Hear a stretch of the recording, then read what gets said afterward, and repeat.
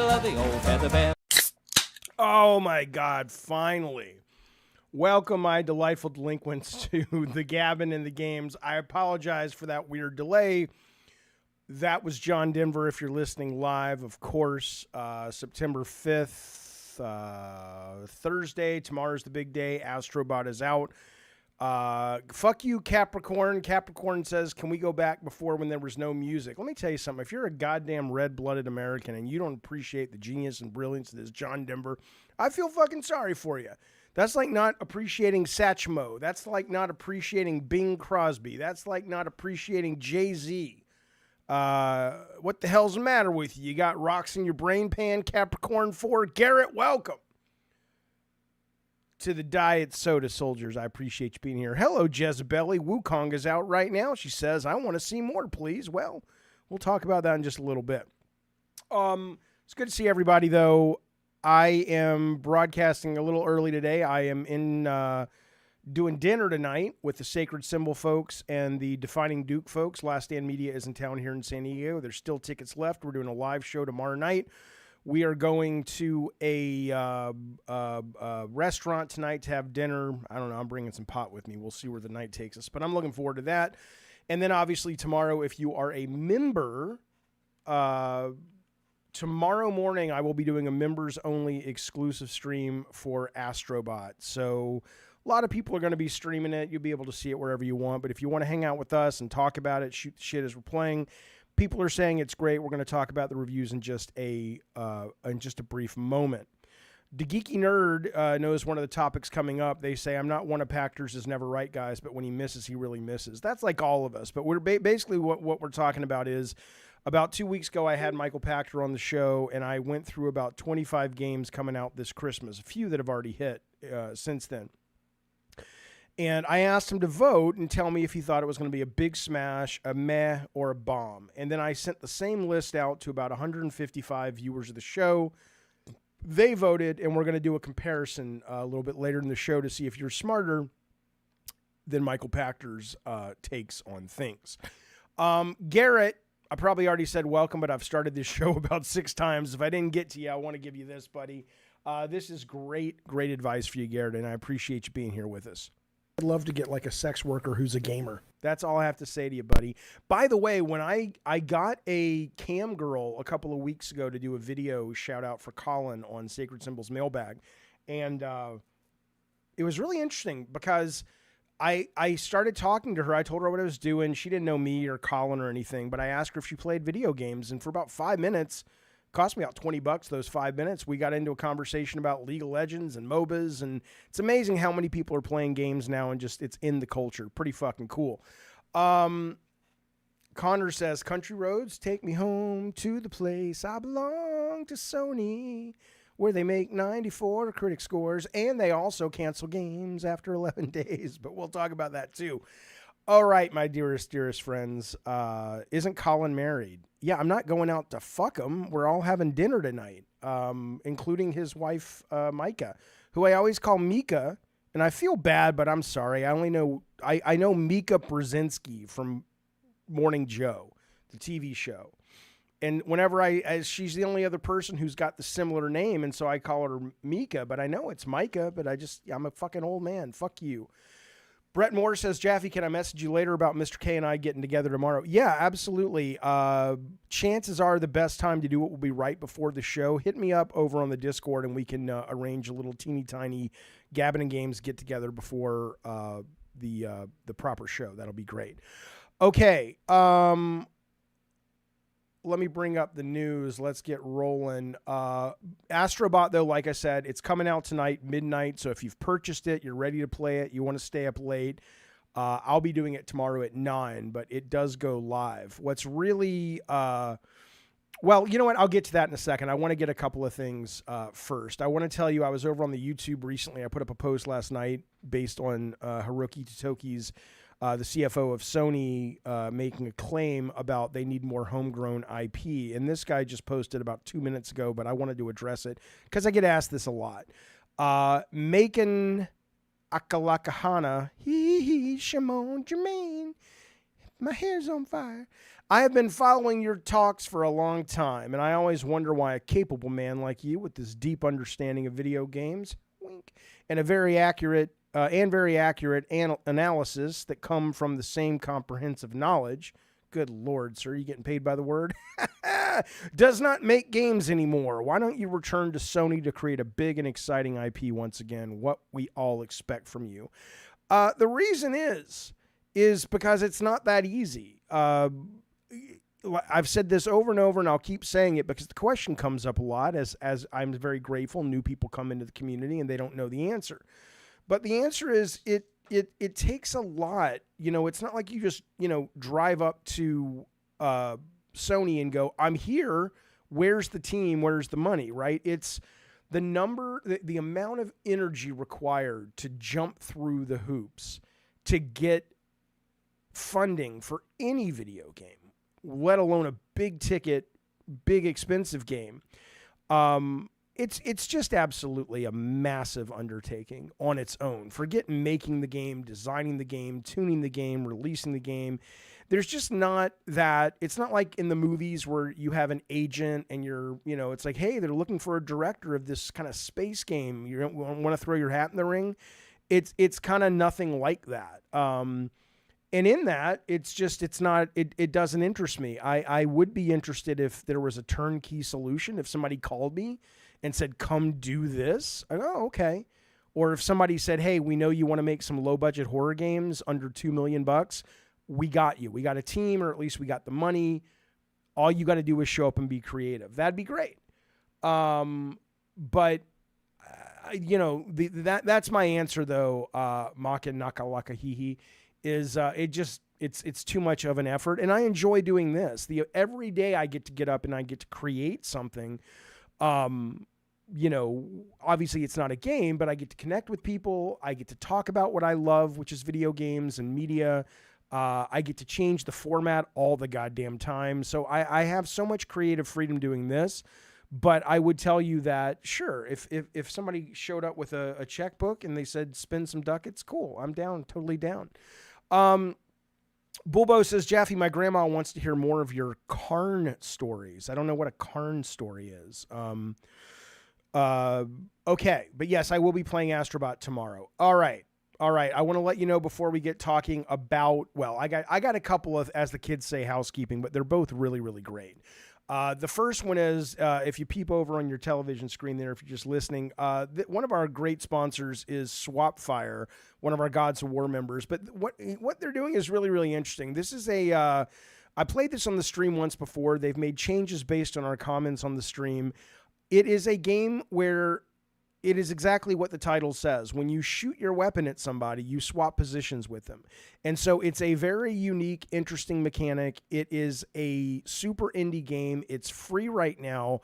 It is not online, though. What they're trying to do is get sort of a bit of a snowball effect going on Steam Remote Play. So what that is if it is local co-op, but if you also have Steam and that's where you play it, you can call your friends and say, hey, let me stream my game to you and we can play it together. It's pretty cool. It's out now. If you go on over there, you will be able to get a copy of this and give it a try.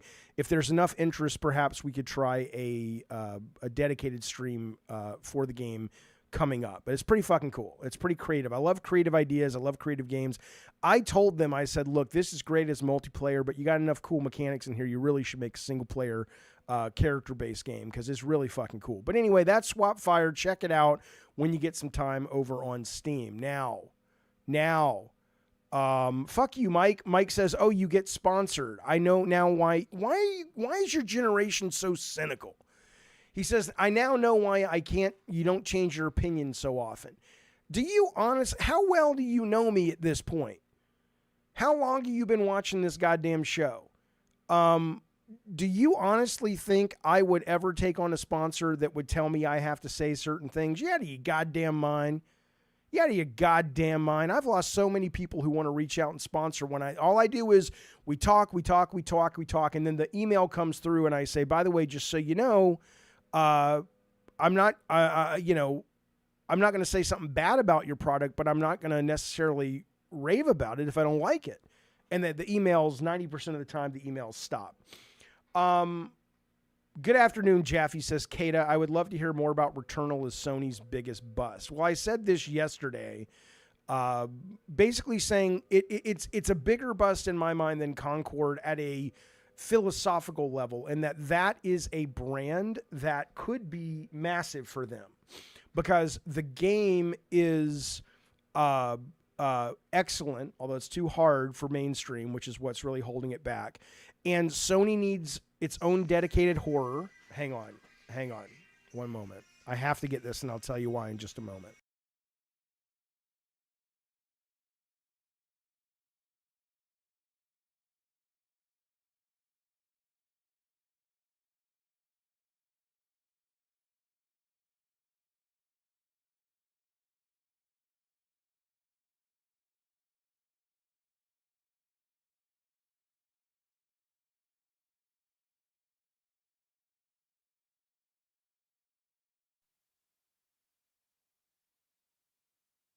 Truth be told, what that call was is, oh my God, Ace, yes, somebody called.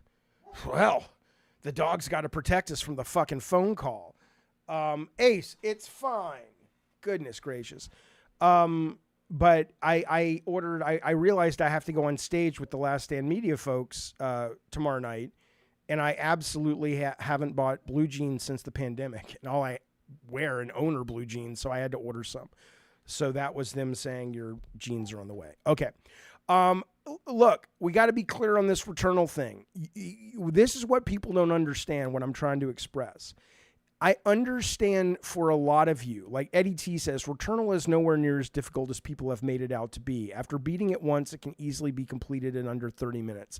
That is not the point, though. My point is, if you look at my comment where I said it was a big miss, and probably their biggest miss, that the CFO of Sony said, Sony needs, in my opinion, new IP, homegrown IP, as he says. I agree with that. And I think horror, both in terms of games and TV movies, it's a very lucrative, low-budget endeavor. And when they hit, and they hit a lot. And so the problem with Returnal, people were like, yes, but the character wasn't very good. It doesn't matter about the character. It was the setting, the world, the idea. You can put 20 characters, make 20 different games, just like Resident Evil does. They don't all star the same character. And so what I was saying is that the biggest problem is that the game is too hard for most people. I understand if you do X and if you do Y and if you do Z, it gets less hard.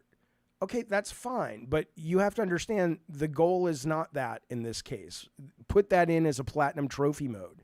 But if you want a lot of people to play it and love it and look for a sequel, then you should basically put some checkpoints in there and make it not easy, but make it a medium level default. That's all I'm fucking saying. Anyway, but that's my answer to your question. Housemark says Ultra only makes one and done games. They should think about building a franchise. Well, again, this is kind of the problem. First off, I know the lead guy who was directing it. I'm not sure how key he was. Like, could they make another one? I'm sure they could. Would it be as good? I don't know. He left. But this idea, somebody, when I was making these comments the other day or yesterday, somebody also wrote on my YouTube, they said, well, what happened to the developers just making what they want? What about those days? I'm like, those days never existed. And that's one of the reasons I love doing this show, because I love to communicate, and at least some people get it through their heads, that a lot of that is PR. Okay? It doesn't mean that you went to Sony and Shuhei's like, make this, and you just showed up and it was like a sweatshop. Of course, the developers have to be bought in, they have to be engaged, they have to have a passion for it. But the idea that there is no oversight from marketing, from sales, from executives to make sure that they're spending their money, no, they don't always do it right. Look at Concord. But the idea that Sony or any of these companies was ever this kind of bastion of creative freedom where people just showed up and made whatever the fuck they wanted, I'm sorry, it never worked that way. So the idea that Housemark only makes one and done games, Housemark makes whatever the fuck Sony tells them to make. It's the same problem I had when Sony Santa Monica shut down God of War on the Move controllers. And I'm like, why the fuck would you guys shut that down? And an executive said, well, the team was worried it wouldn't look as good. And I was like going, who gives a shit? It's God of War. It's your biggest franchise, and it's perfect for the Move controllers. Who cares if it's not up to Sony Santa Monica's visual standards? Make the goddamn thing, make a lot of money, and then complain over it while you're busy depositing all your ducats into the bank. That's all I'm fucking saying. That's all I'm fucking saying. Okay. Let's move. Well, okay. Zack says, is it because Returnal was too hard or the genre selling for $70? Probably a little both. Elden Ring sold 30 million copies. The problem, though, is now again, Elden Ring's my favorite game of all time. I am not here to shit on Elden Ring, but I do think we need to wait and see what the sustainability of the Erd Tree sales are, what the next proper sequel does. I think we will come to find that Elden Ring is one of those games that sold brilliantly, but very few people played very much of because it was absolutely a difficult as fuck game. Although it's the best game I've ever played. I'm not shitting on it. But I think a lot of people got it because of George Miller, because of the hype, because of the reviews. And then suddenly they were like, holy shit, I don't know what the fuck I'm doing with this fucking game. You think most people who bought that game got past the dude on the horse with the armor, the first kind of sub-boss? Come on now. All right, we'll talk about that in just a second, Eddie T, about Star Wars. But let's move on. I do want to do one more little bit of housekeeping that's related to games, but only tangentially. But it's cool, and I want to share it. You guys know I dig the lucid dreams. I took a bunch of dope the other night. I had incredible visions. Since then, I've been lucid dreaming more. This will get to games, I promise. I'm dreaming 2 nights ago. I'm going through past a playground. I'm riding with my mom, who since died, in her car. She's got a steering wheel on her side, and over on the right, I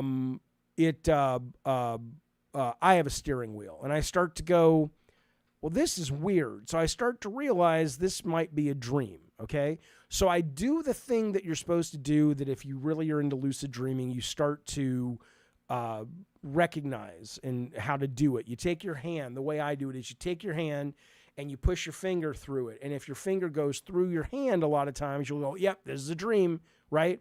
Well, in my case, in the dream, my finger did go up into my hand and all the flesh came up. So it was weird, but it wasn't weird enough to cue me. But then, as I'm driving past the playground that I used to go to in Cohobity Heights, there in Mountain Brook, I noticed above about 20 objects, like a swing set, the road, a car in front of us, there were all of these little picture-in-picture windows above those items with like C++ code. And it was so clear to me, that I don't know if we're living in a simulation, but we probably are. Now, you might say, well, that's kind of interesting, Jaffe, but what the fuck does that have to do with video games? It has a lot to do with video games, and I will save it till the end of the show because I know this isn't everyone's cup of tea, but there is a video that just came out from a company called Altura regarding artificial intelligence agents and how it really blows your mind when it comes to simulation theory. So we will talk to that in a little bit, but first let's get to some mainstream stuff. I know that's why most people are here. By the way, Man Cave, thank you, buddy. Drops a big super chat. He says, Jaffe, rumors say you'll kidnap Greg Miller and bring him to the live show tomorrow. Care to comment? Did Star Wars Outlook change your outlook on future games? I don't know what future games are. Thank you for the super chat. Honestly, even if I could do that, I wouldn't do that. The relationship between Colin Moriarty and Greg Miller is their own thing, and even though Colin has shared a little bit of it, I know you're kind of joking, and I get that, and that's fun, but honestly, if I could actually do that, I probably wouldn't, because I don't know, those guys, if they choose to ever reconcile, and it sounds like it's more on Greg's, the ball's in his court than anyone else, that's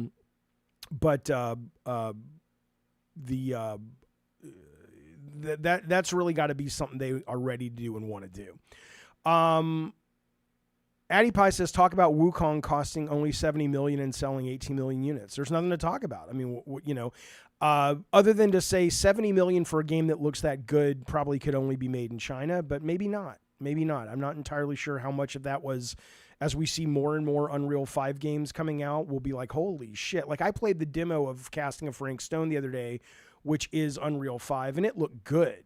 But it did absolutely not blow my fucking mind like Wukong did. But yeah, it's a great fucking game. It's one of my, so far, it's one of my top 10 games of the year. Absolutely.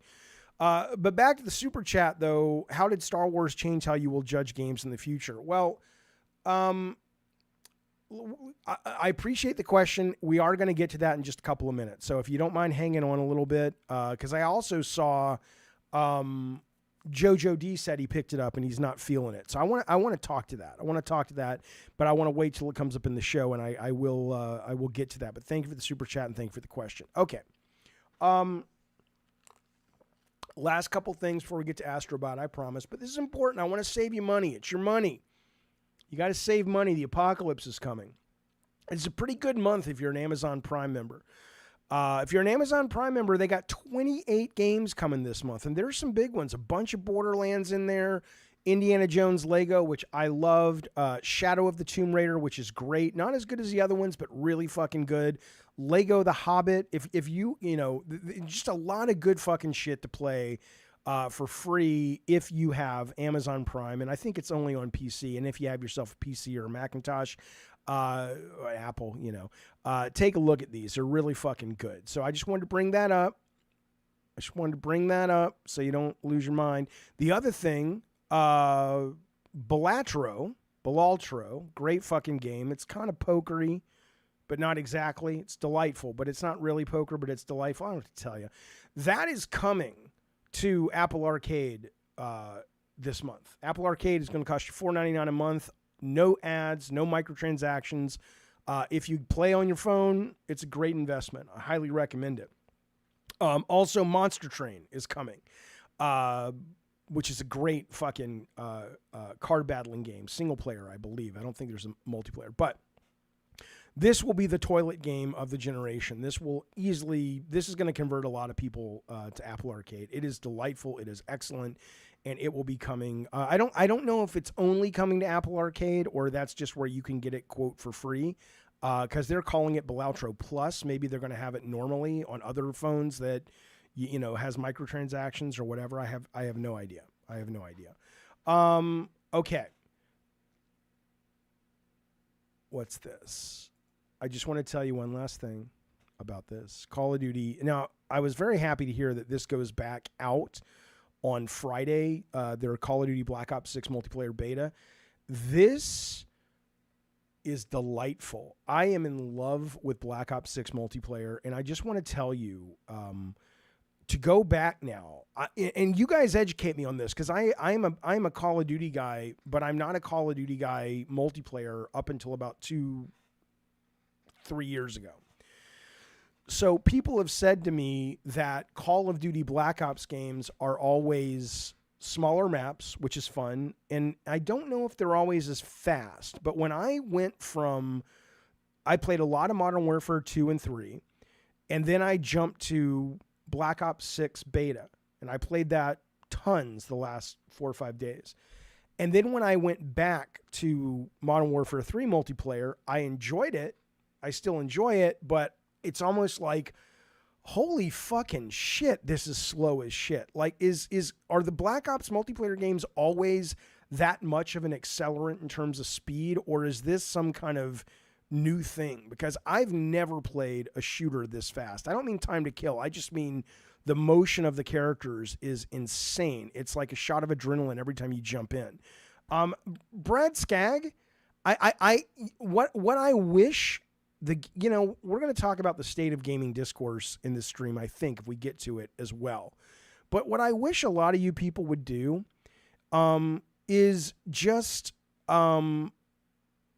knock it the fuck off, because the gamers out there that claim to be gamers that bitch about Fortnite or Call of Duty, I'm sorry, you're not really fucking gamers.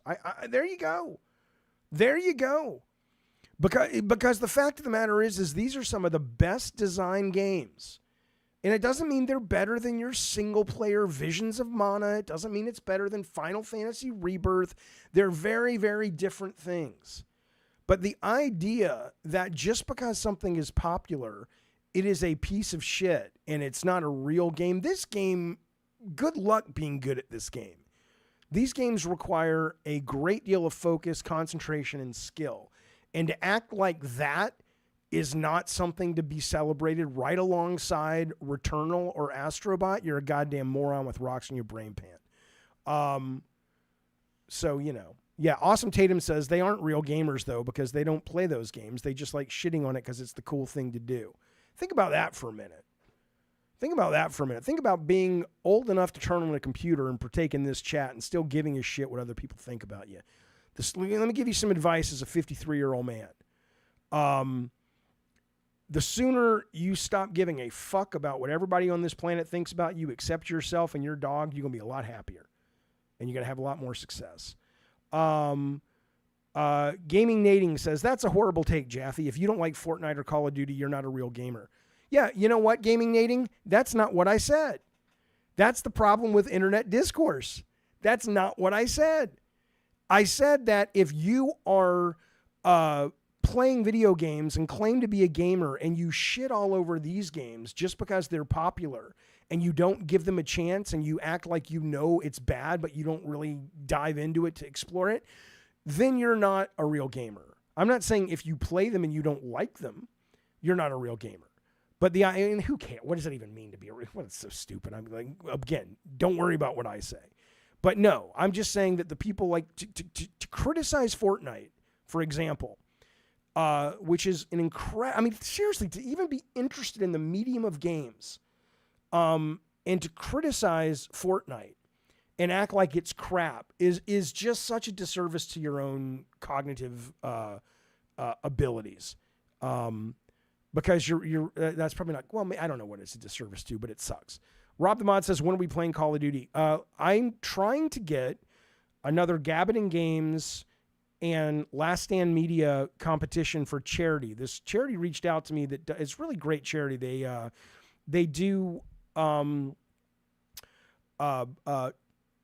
the military, for military vets that are not in a good mental place, and they raise money to send out games and internet services and things so they can connect with other people online, other gamers.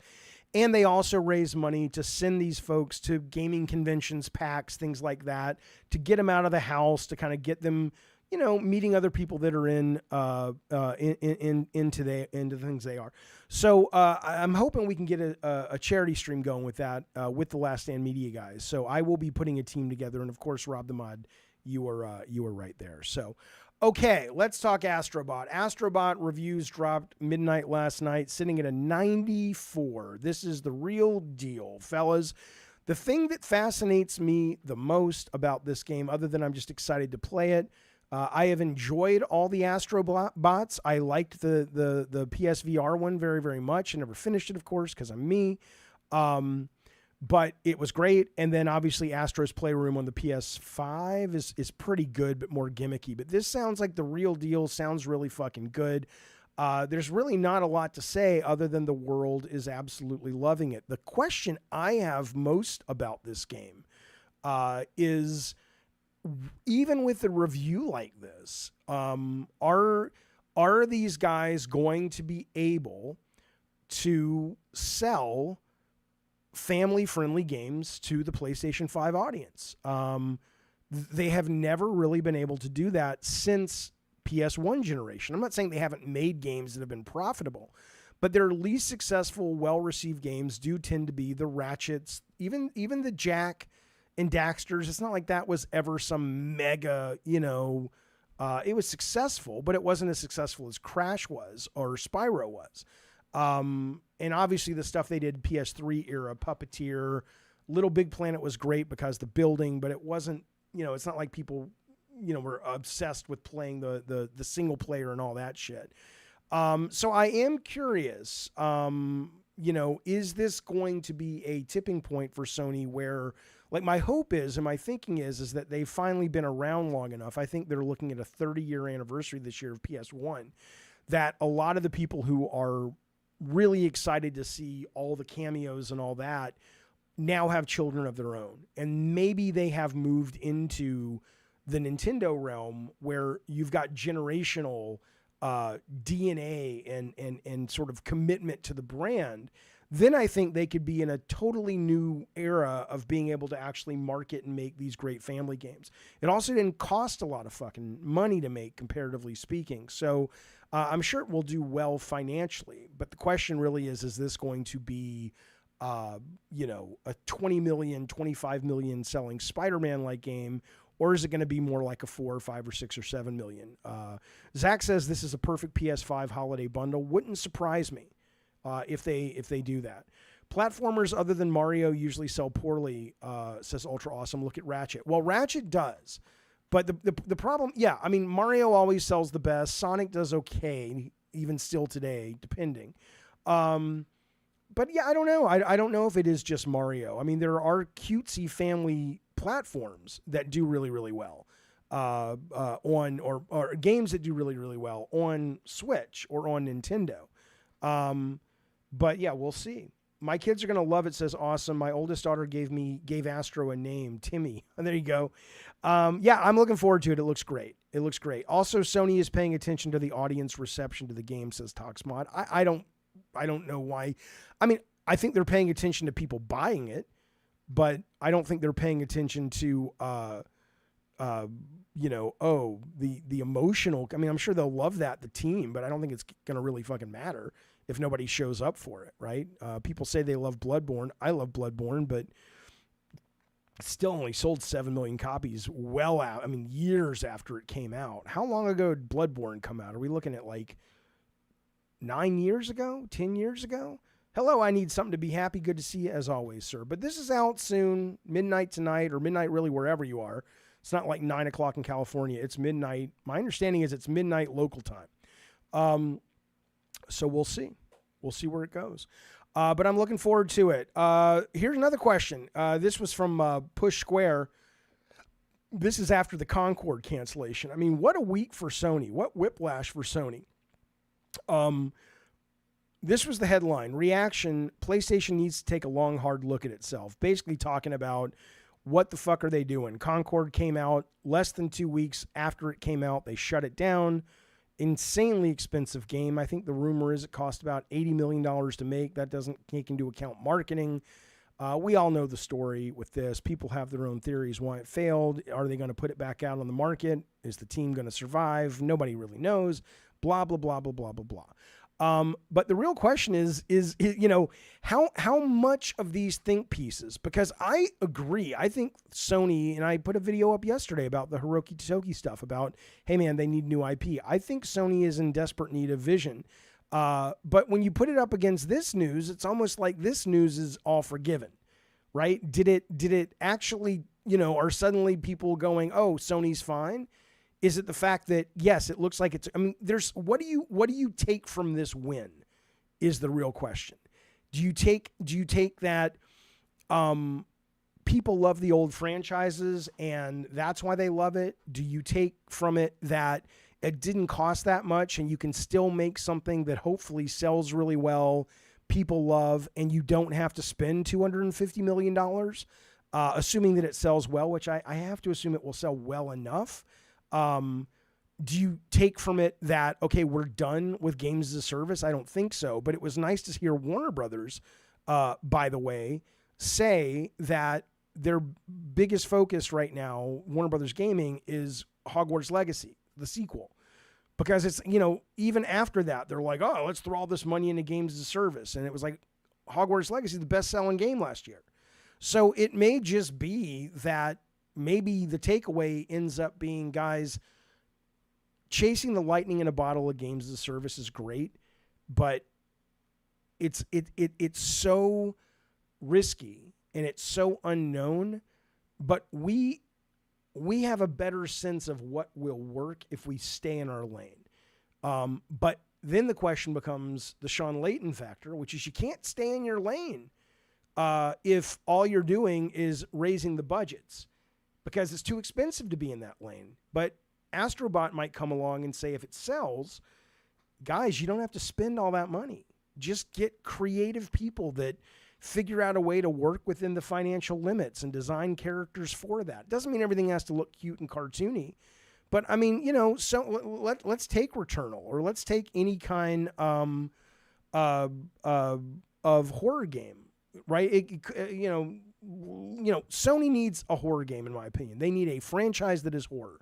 It's not Bloodborne. I don't mean that. And it's not Until Dawn.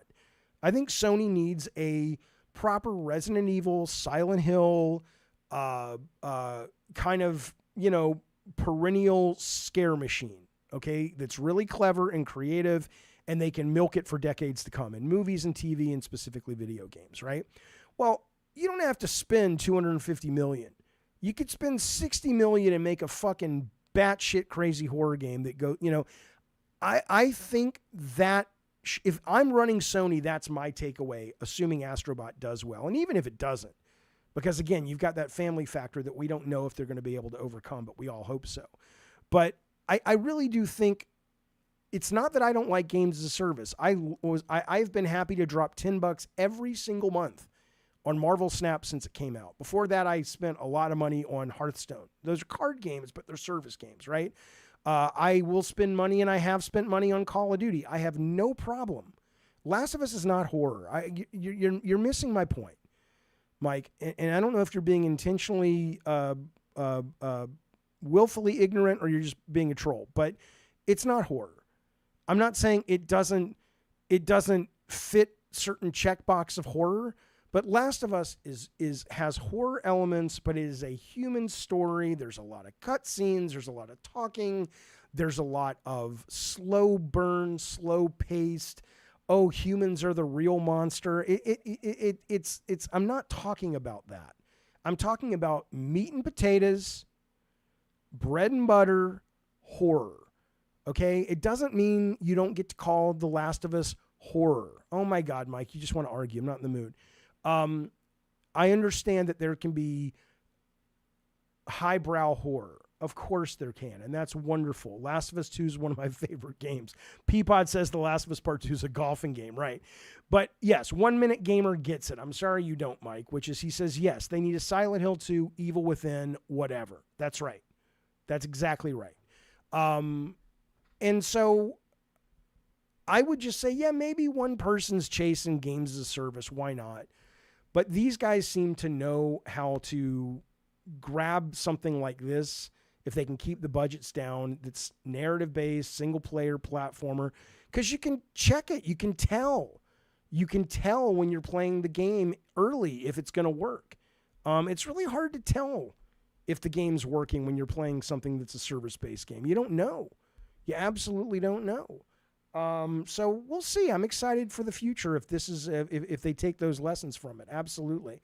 But we'll see, because suddenly everyone stopped talking about Concord. So why doesn't Sony just reboot Siren, says the Big Bad Wolf? I mean, because it wasn't so great. I mean, you need something that is marketable, right? You need the girl coming out of the well, right? Or you need the guy who invades your dreams. You need kind of a horror gimmick, right? Or you need the time-traveling slasher. Just something that is not that Siren was highbrow, but something that you can put the bad guy on the cover of the box and you can go, I know what that is. I like that game. I want to play that game. Sometimes you can dumb it down a little bit, I guess is my point.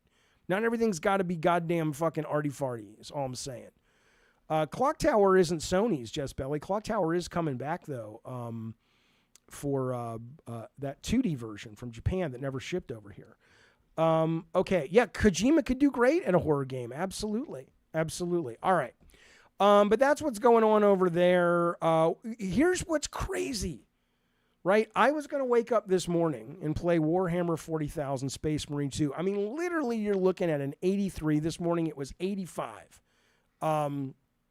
So that's a good idea. Blue Gamer says a haunted controller game using the DualSense features. That's great. Garrett, what's up, buddy? Thank you, member, for 9 months. He says, am I the only one that thinks The Thing, not from the Fantastic Four, of course, but the John Carpenter, and before that, I don't know who directed it, the early Thing, would be an awesome property to adapt into a game? They did that.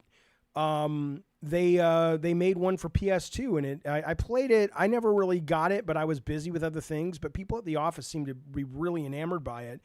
It has become a cult hit, and there is a remake coming out, if not this year, early next year. So that is already happening, actually.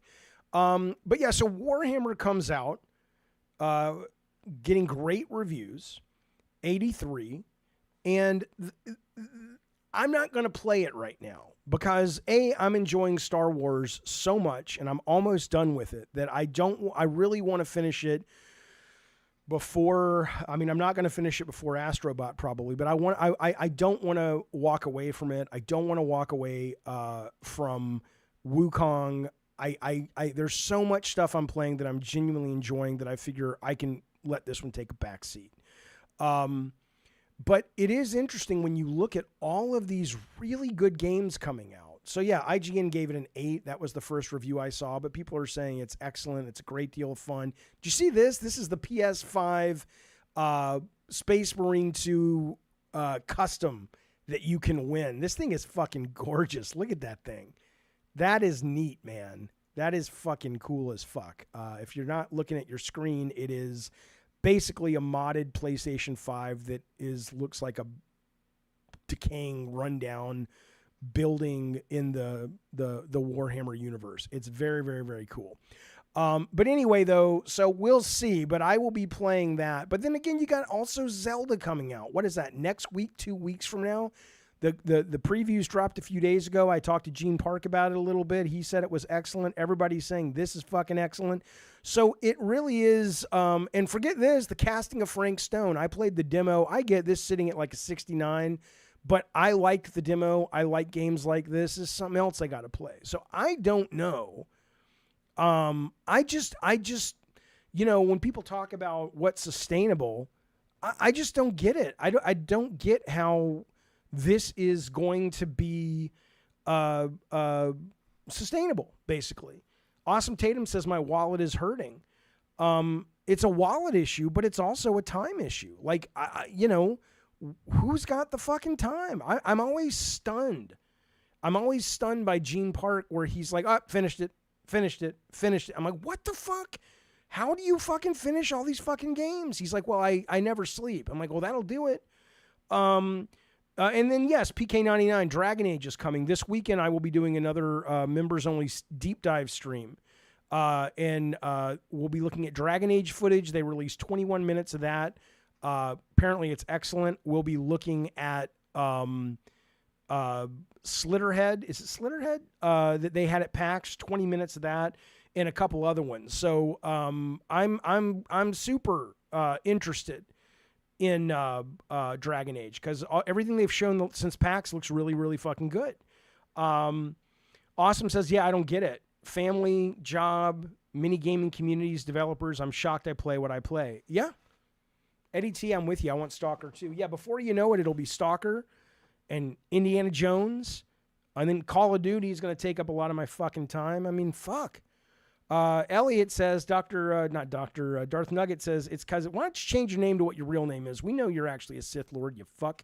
Jaffe, it's because Gene doesn't stare at walls for 15 minutes straight with the huh expression while playing games. Listen, I will do whatever your mom tells me as long as the checks keep clearing. If that's what gets her little clit to throb, I'm there, baby. You know what I did last night? I learned a lesson. I've been watching we're going to get back to games, I promise, but I watched the analytics of this channel like a hawk the last couple of weeks, trying to figure out what works, what doesn't work. I think I'm getting my head around it.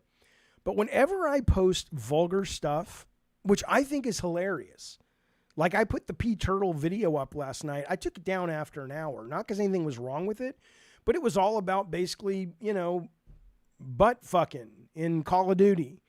And people just don't like to hear me talk about the vulgar stuff. Maybe they're just like, I don't want to associate you with anything to do with that stuff, Jack. I don't know what it is. But they just don't want to hear it.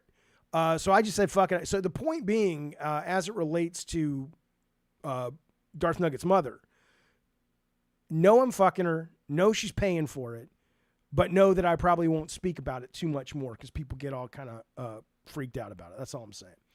Okay. I am surprised. Well, I'm not surprised by this. I'm disappointed in this. So Jojo D over on our Twitch today, or our Discord today, said that he picked up Star Wars and, he's played an hour. He doesn't really get it. And you guys know me, I am not a defender of give it time, it gets good. They should be ashamed of themselves. That has been the biggest criticism of this game. I've seen other people complain exactly about what I've complained about, which is the forced stealth the first couple of hours. It does not tell you how to play the game. It's very obtuse when it comes to its rules. And I get why a lot of people would kind of shit on it. Like my first video on this after 3 hours was don't waste your money on this. This is now easily in my running for top 5 games the goddamn year. But it takes time, not even that it takes time to get good. It takes time for the game to, I don't even know how to put this. It takes time for you to accidentally stumble upon how to play the game because they sure as shit don't tell you. You will eventually get it, but without that knowledge, the first handful of hours are terrible. Apparently this and X Defiant aren't doing so great, so it's kind of tanked the stock. But I just want to say, though, and I want to show you something here. This game may basically be for kids of the 80s and 70s what Harry Potter was for Hogwarts Legacy, for kids who came up with that. Because whether or not, is this the best game ever? No. But is this the best game to let you live out your Star Wars fantasy that you've been having since you were a kid? You goddamn fucking right. Let me fucking show you this little clip. I was playing this morning. And yes, I will be playing Plucky Squire unless the reviews are terrible. Absolutely. This is what I was playing this morning. Like, I am a kid in the 70s, 1977, at Green Springs Theater with my brother and my mom, watching Star Wars, watching the scene where Han Solo, Luke, and Princess Leia are having that hallway shootout where he says, "Oh, the trash compactor, what a wonderful smell you've discovered." That whole thing, that is burned in my brain. I got to play that this morning. Look at this. Maybe. There we go.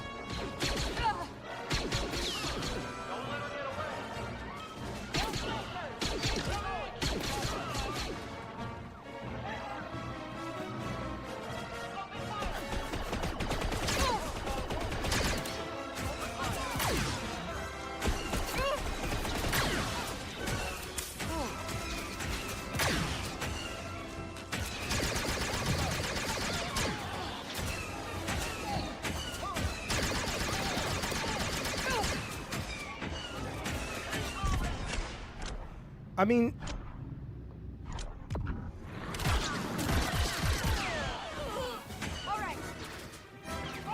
right? This is that game. This is the game that lets you have that experience. I don't care, PG, that you don't think it looks good. What I'm saying is, I didn't want to go play Harry Potter game, Hogwarts Legacy, but a lot of people did. And for them, it gave them the fantasy. That's all I'm fucking saying. That's all I'm fucking saying. I don't care, Brad, if you don't like it. It's a great game. If you don't like Star Wars, though, I get it. I need something. The people who are saying too bad there's no Jedi, I do not miss the Jedi in this game at all. I do not give a fuck about. I mean, I like the Jedi. They're cool. But somebody's asking, like, how does this stand up against the Jedi Survivor games and all that? I think I actually like this better, actually. Even though I think their game is a better game, both their games in terms of execution and individual systems, they are absolutely, no doubt, better than this game. But this game is greater than the sum of its parts, and the very nature of the freedom you get if you love Star Wars to get on your speeder bike and blast through, race through Tatooine and then jump into your spaceship and fly through an asteroid field. It's insane. It's delightful. It's fucking delightful. 1 minute says, I stumbled upon the Empire getting into a gunfight. You see a ship fly down and the stormtroopers jumping out. Yeah, they literally, there will be voice coming in saying, oh, we're being attacked by pirates or whatever. And you go over to check it out. And suddenly, yeah, you've got one of those troop transport ships that you see in like Jedi coming down, and it opens up the back and stormtroopers run out. It's like, shit, this is awesome. It's fucking awesome. Okay. But I wanted to share that, and I wanted to let you know, Jojo D, because I know you are of my generation, that basically, I hate to be one of those guys saying, give it time, but just give it a teeny tiny little bit of time. Toxmod says, Jaffe, in this game, do you find quests and things organically? I don't really understand the question. There is a main through line that you can follow, and then you can talk to lots of characters that will give you lots of quests, but you don't have to do any of them. But if you do them, you'll build your character up with items that you can find that you can like get, different armor, different weapons, things like that. Bulbo says, Jaffe, Star Wars has too much stealth in the Jedi games. That's why it's going down in sales. But it actually doesn't. That's why I abandoned it at first, because that's what it seemed like. It was like, leave me the fuck alone with your fucking stealth. But if they would have told me, oh, you can send Nix out to steal the little comm radios from anybody who's an officer, and there'll be less people that call the guards, so it's easier to just blast your way through everything. Or you can send Nix out to sabotage from across the level the little levers that will cause the alarm to go off. There's all of that shit in the game that without knowing it, yes, your default is to play stealth, and that absolutely 100% sucks. And it's a real fucking disaster for them. I don't, somebody in the chat earlier said, Jaffe, why did your games start off without that? Probably because I have ADD, and most of my creative life is influenced by Raiders of the Lost Ark, which started off like that, which was influenced by James Bond, which started off like that. I think not everything has to start off like with an explosion, but it's got to start off with something fucking engaging. You goddamn right. That's exactly what I think. No offense, David Jaffe, but that's bullshit. Well, you can go fuck off because you're wrong. The other thing I want to say about licensed stuff is this is something I'm very curious about this. I don't know if you guys have played it. It's on PS Plus right now. This is Harry Potter Quidditch is out, whatever they call it. And you can play it for free. I played the alpha. I have no interest in going back to it. I haven't heard anybody talking about this. So I don't know if anybody played this in the chat. Is this good? Is this worth anybody's time? But it seems like, is it kind of DOA or what? Yeah, it's flying rugby. I mean, it's a great idea for a game, but when you actually played the alpha, it wasn't very good. But maybe it gets good. Maybe it has become good. I'm not playing. Super Pass seems mid.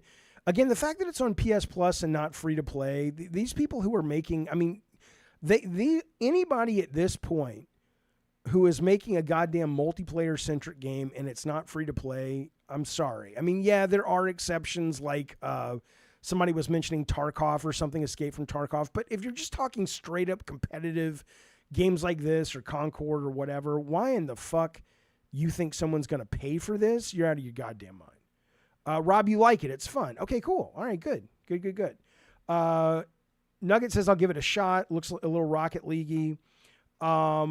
There are missions in Outlaws, says Jarvie, that force stealth, like if you were spotted, you can't fight, you get caught.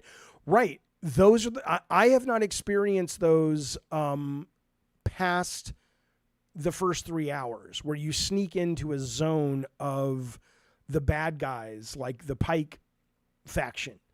But there are some that say if the alarm gets tripped, it's game over. But you can still shoot, just don't let them get to the alarm.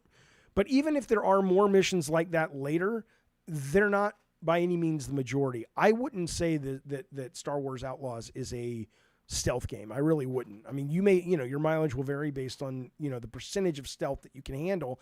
I don't tend to like it, stealth in general, but we'll see. Yeah, you can shoot cameras, which is great, but you don't have to. Okay, remember, what was it, Rocket Jockey? Was that the one from, what was that fucking game ages ago from like Space Cowboys or Space Truckers or something? It's like Sniper Elite 5, right? And there's a new Sniper Elite coming out this, I signed up to be part of the alpha. I'm like, that's pretty quick. All right, let's move forward. Let's move forward first by talking about the Day One Patch Kids. The Day One Patch Kids, if you don't know, you should, you stupid son of a bitch.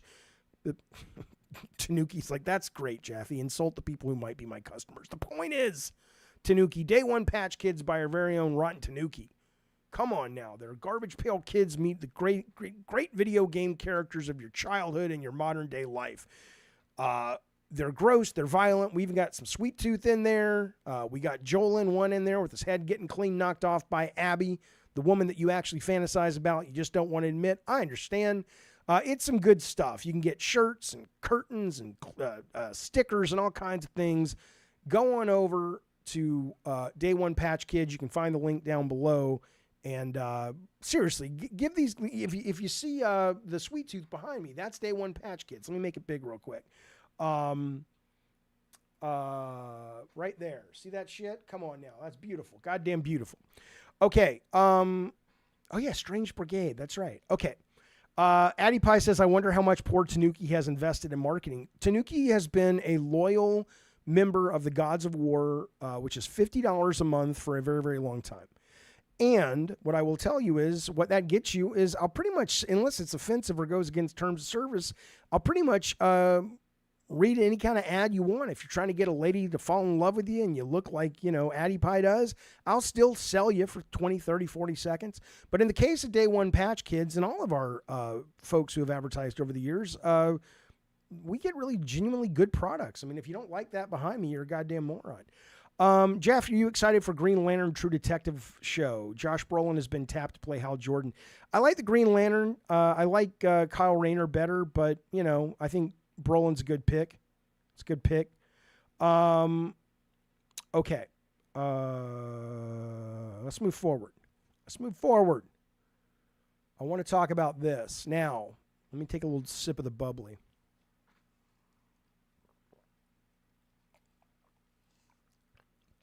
We're going to see if you're smarter than good Sir Michael Pachter. About a week ago, I had him on the show. This is what I asked him. Let's call it big hit, meh, or failure. I'm going to read about 12 or 15 games coming out because the next 3 months are nuts. What was the middle? Meh, meh, it's just like eh. Okay. Like it'll fine. I just want to, and I have a Google Doc that I sent out to the internet today, so I want to see how good you are at matching the sentiment of the. I may not know some of these, but go you'll ahead. know them all because they're big. Okay, so big hit, meh hit, or bomb. Black Myth Wukong. Okay, so what do you think he's going to say? I'll tell you, then I'll tell you what you guys said. 155, 60 of you voted. Meh. Okay. He thinks Black Myth Wukong is going to be meh. I mean, it sold 20 million copies already. Is it 20 million? Am I right about that?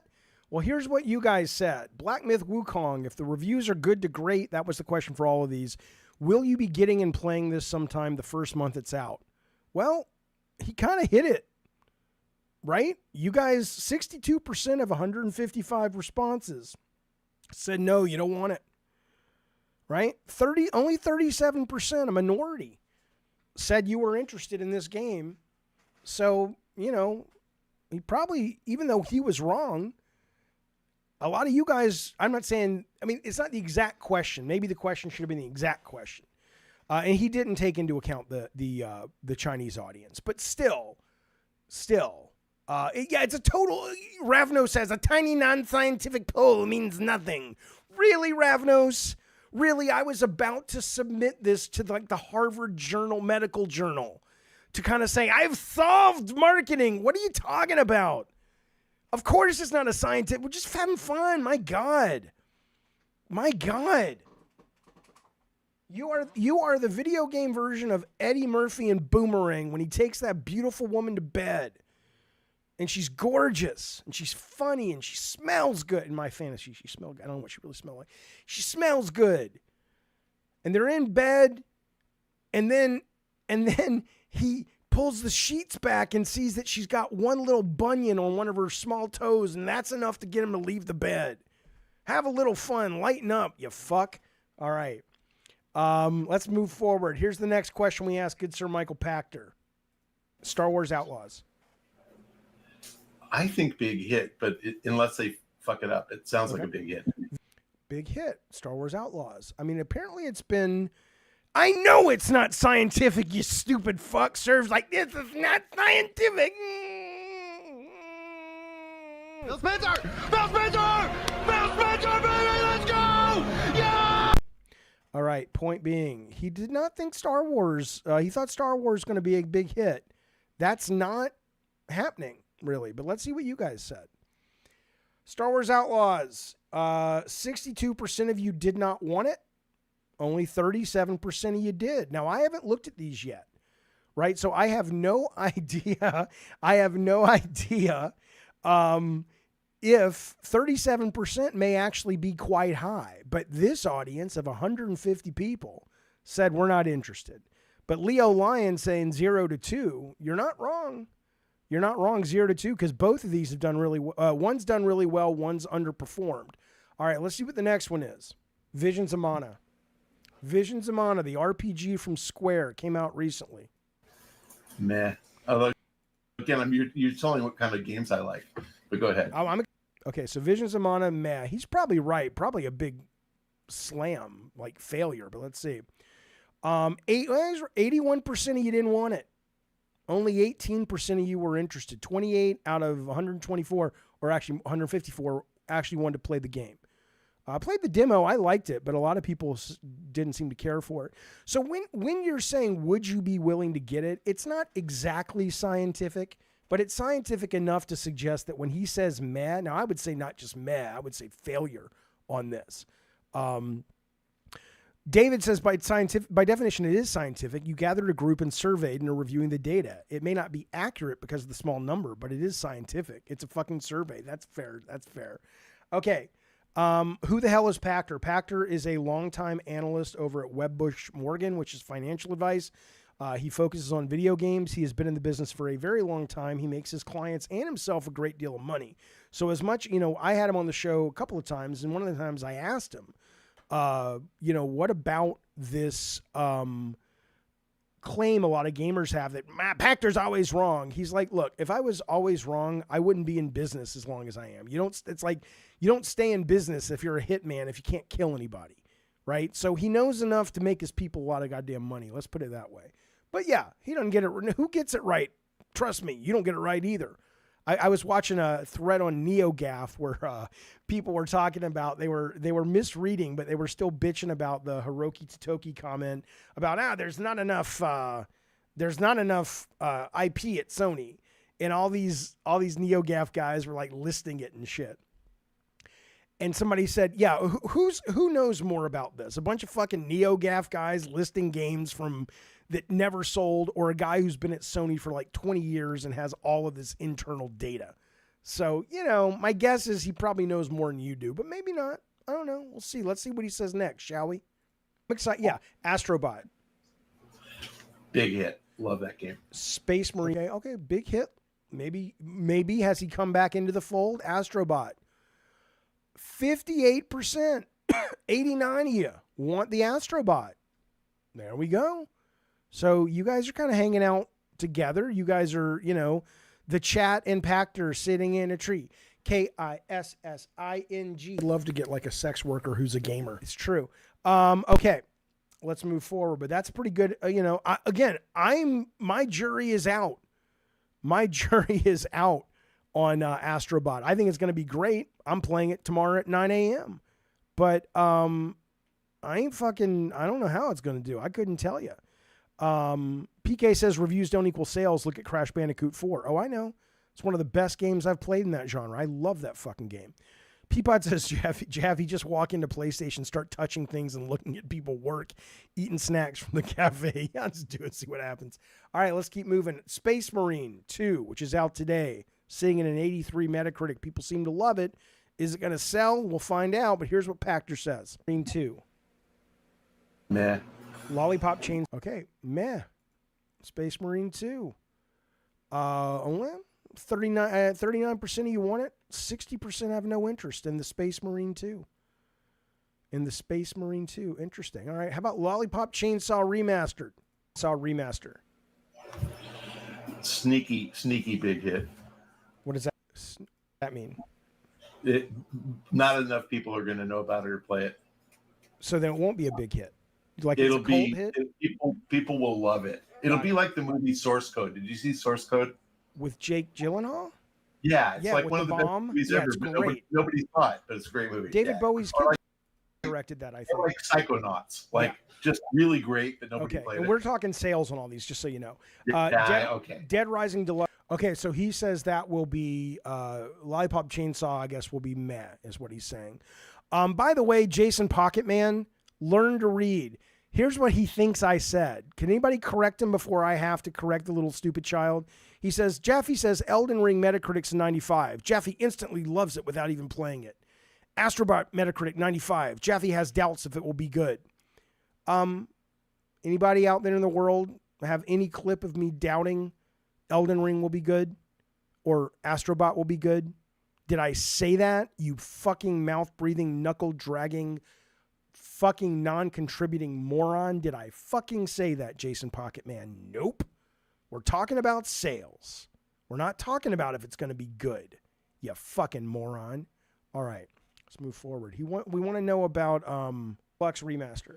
Okay, Dead Rising is right. Between man and big hit, it'll do well.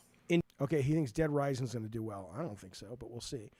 Lollipop Chainsaw, only 22% of you want it.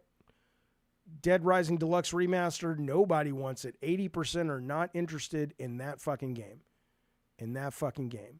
All right, let's keep going. Indiana Jones. Massive hit. Interesting. Even though nobody cares about Indy anymore unless they're over 40? They should care about him. Of course, but they don't. He's like the male version of Lara Croft. That's fun. Okay, I thought that was Nathan Drake, but fair. Okay. No, but I always thought Lara Croft was the female version of Indiana Jones, because obviously we all were exposed to Indiana Jones first. Oh, yeah. No, So I'm a huge Indy fan. Legend of Zelda Echoes. So think about that for a moment, right? So I don't think Pachter understood the assignment. He's just telling me if he's excited about it. I just want to know if it's going to sell, basically. Indiana Jones. That's about 50-50, though. Interesting. And this is probably a bunch of PlayStation fanboys. 51%, although it's coming to PlayStation as well. 51% actually want it. That's, I think, the first. Let's look at this real quick. That might be the first majority yes that we've gotten. I think, no, we got Astro Bot and Indiana Jones. I'm going to tell you something. You bitches are going to owe me an apology if it turns out the majority of yeses end up being the biggest hits of the goddamn Christmas season. If it is, this is the place the world will come to start reading the tea leaves. I'll become that new guy who was able to predict all the elections and shit. That is what you come here for. Fuck you, people. My shit is scientific. Indiana Jones, 51%. PG says only boomers want Indiana Jones. I don't think you're wrong. I want Indiana Jones. I'm an Indiana Jones maniac, but I don't think most consumers are. Certainly not who consume games, let alone movies, if you look at this last box office. There's a wisdom. Oh, come on. Which game? So, I'm a huge indie fan. Legend of Zelda Echoes of Wisdom. Oh, come on. Anything You're playing a girl. You're playing a girl. Which is awesome. I know. But I mean, yeah. So you think big hit. Massive.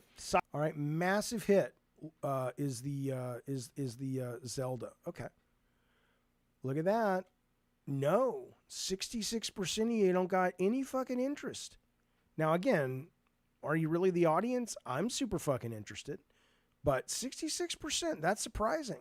I think this will be a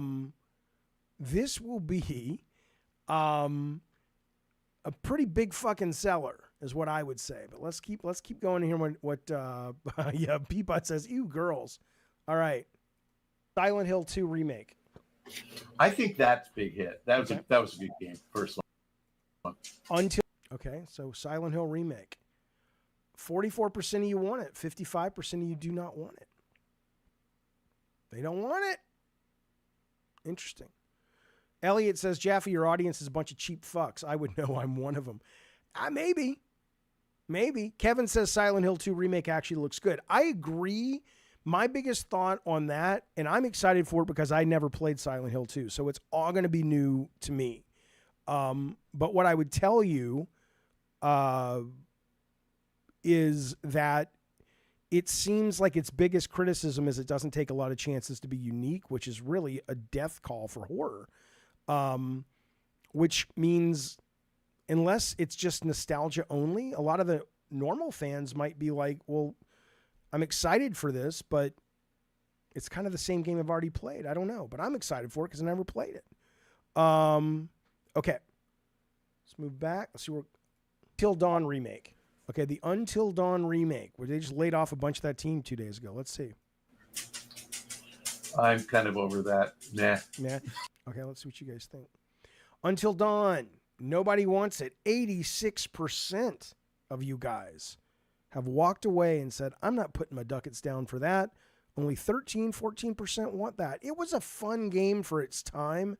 I do not think it is a great horror game, but I love horror in general. So I'm excited for the casting of Frank Stone, even though the reviews are literally sitting at a 69. Where is it? Somewhere in here. There it is. I played the demo yesterday. I liked it. It's horror. I'm in, but I'm a rare bird, as Darth Nugget's mom. Okay. What do you guys think? 81%. Nobody wants it. Nobody wants it. Okay. Here we go. Super Mario Party Jamboree. 20-player online Mario Party. Oh my God. It's like, I hate those games, but giant hit. Yeah, I think he's right. Let's find out what you guys thought. Oh my God. You guys don't, again, the question's not the same, but you guys don't want the Mario Party Jamboree? What's the matter with you? Come on now.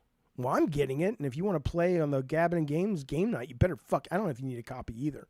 But I'm fucking getting it. I can't wait for that game. 20 fucking player Mario Party. Come on now. Call of Duty Black Ops 6. They're due to make a good one, so let's call it a big hit. Mario. All right, Call of Duty Black Ops 6. This is where the rubber meets the road. 65% of you morons aren't interested in that game? Fine. Whatever. I'm with Pachter on that. That's going to be a mega hit, man. And Luigi Brothership. That's the RPG. I love that shit. Again, I love that shit. Giant hit. Mario Brothers. I don't think it's going to be a giant hit. Let's see. This makes sense. 76% of you guys don't want Mario and Luigi Brothership. But 23% of you do. I'm one of them. I'll play it, but not immediately. Not immediately. Slitterhead. Listen, Jonathan says, I don't care about Call of Duty anymore. Dude, play the new one. It's really fun.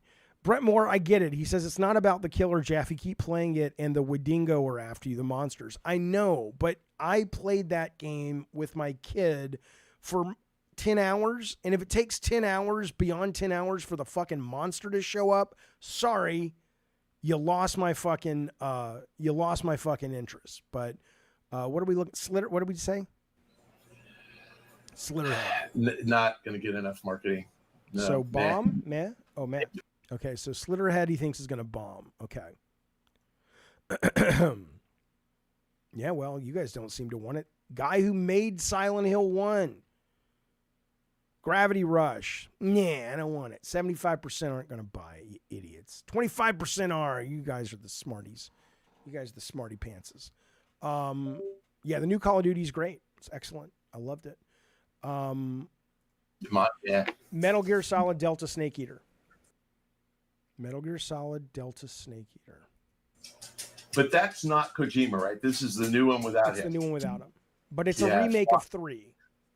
Yeah, but it'll be bad. Flop. Okay, Lego. Gonna be a flop. Metal Gear Snake Eater. Look at that. That's the third majority. So far, Astro Bot, Indiana Jones, and Metal Gear. Delta Snake Eater. 56% of you guys actually do want it. I'm excited to play it. I never finished it. I liked it, but I was busy doing God of War stuff. Bo Bandy, good to see you, buddy. 36 months on the Diet Soda Soldiers. Appreciate it. He says, do you plan on playing some Space Marine 2? I talked about that earlier. I am super all in right now on Star Wars. Tomorrow, obviously, Astro Bot is what I'm going to be playing in the morning. So I am excited for Space Marine 2, but it's not at the top of my list. So I will play it. but I probably won't play it at least for a month, maybe beyond, because then Zelda's coming out and Call of Duty's coming out and Indiana Jones. Maybe there's going to be a spot in November for me to play it, but I don't plan on playing it right away. No, but I hear it's absolutely phenomenal. Just phenomenal. Okay. What else do we got in here? Let's look at this one. Pachter says, "Oh, Horizon Adventures." I like everything about Lego, so big hit. Horizon Adventures, he says, is going to be huge. Well, maybe, but not with you guys. 85% of you people don't want it. 15% of you do. I actually, out of all the Horizon games, is the only one I ever really wanted to play. But I hear you. It's going to be interesting to look back at the after Christmas and see actually what sold and what didn't sell. But there you go. 85% say I'm not interested in the Lego Horizons. All right, let's see what else. Assassin's Creed Shadows. I think that's going to be massive. That looks really fun. And actually, with that Shogun show, I think it's perfect timing. Okay.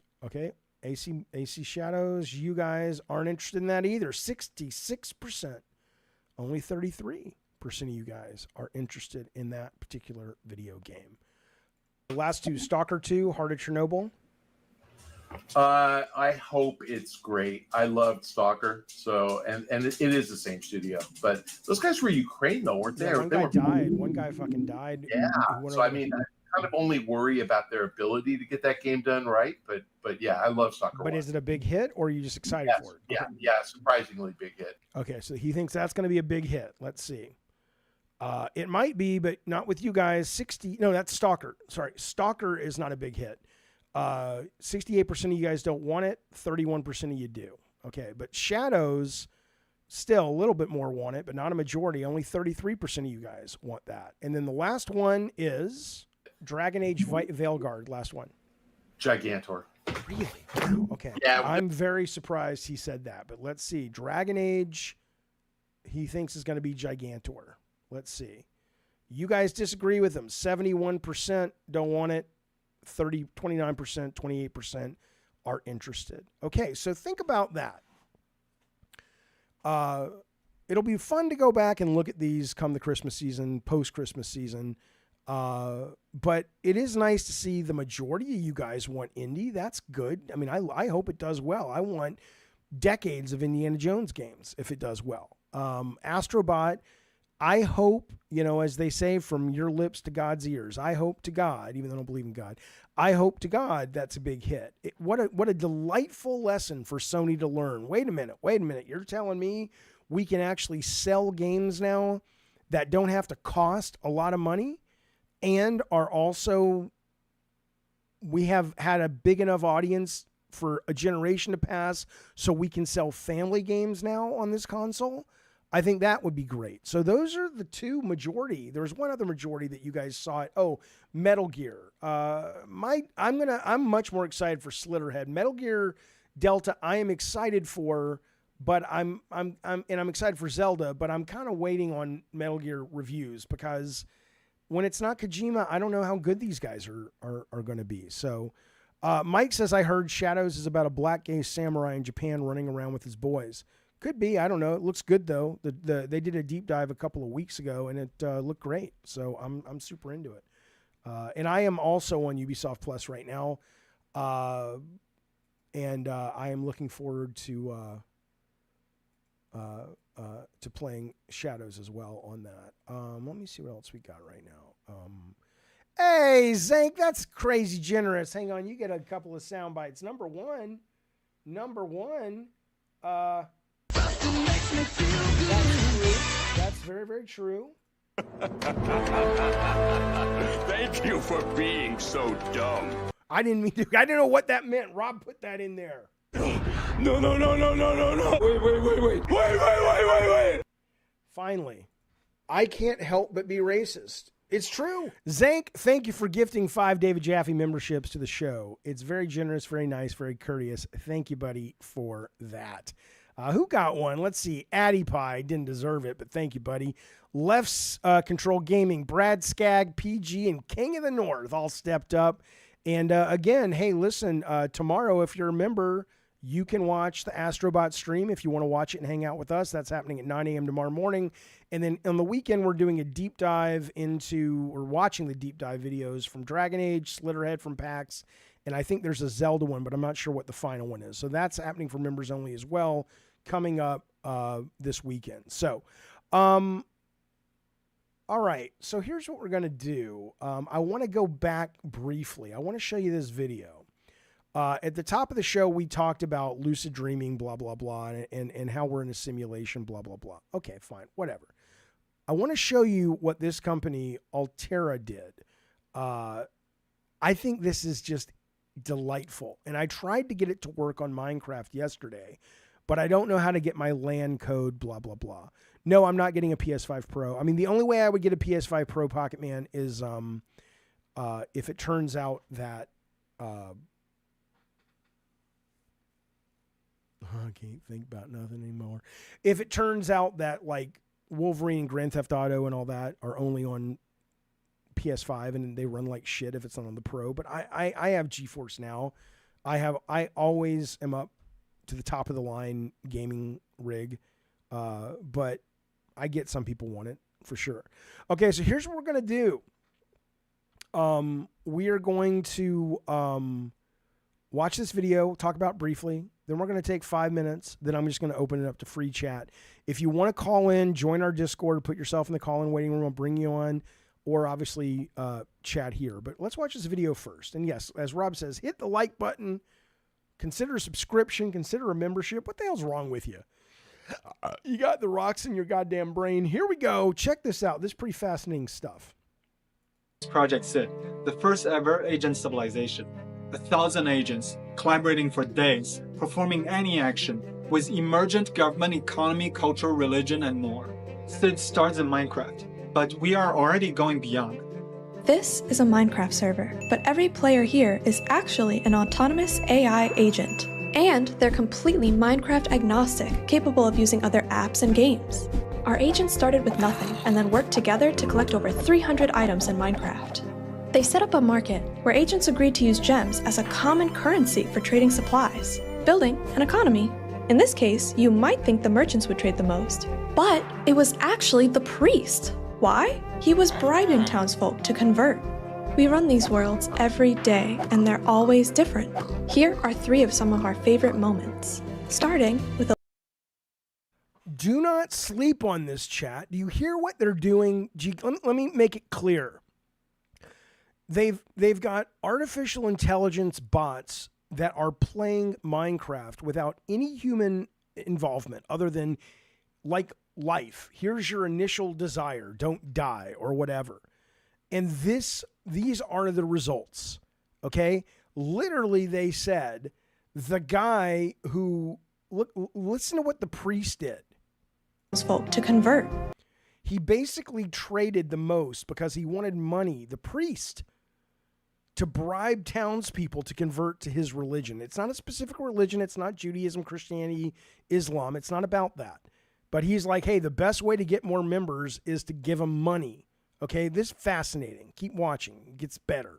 We run these worlds every day, and they're always different. Here are 3 of some of our favorite moments, starting with Olivia's dream. Olivia worked as a farmer, providing food for the entire civilization, until she was inspired by the tales of the village explorer Nora.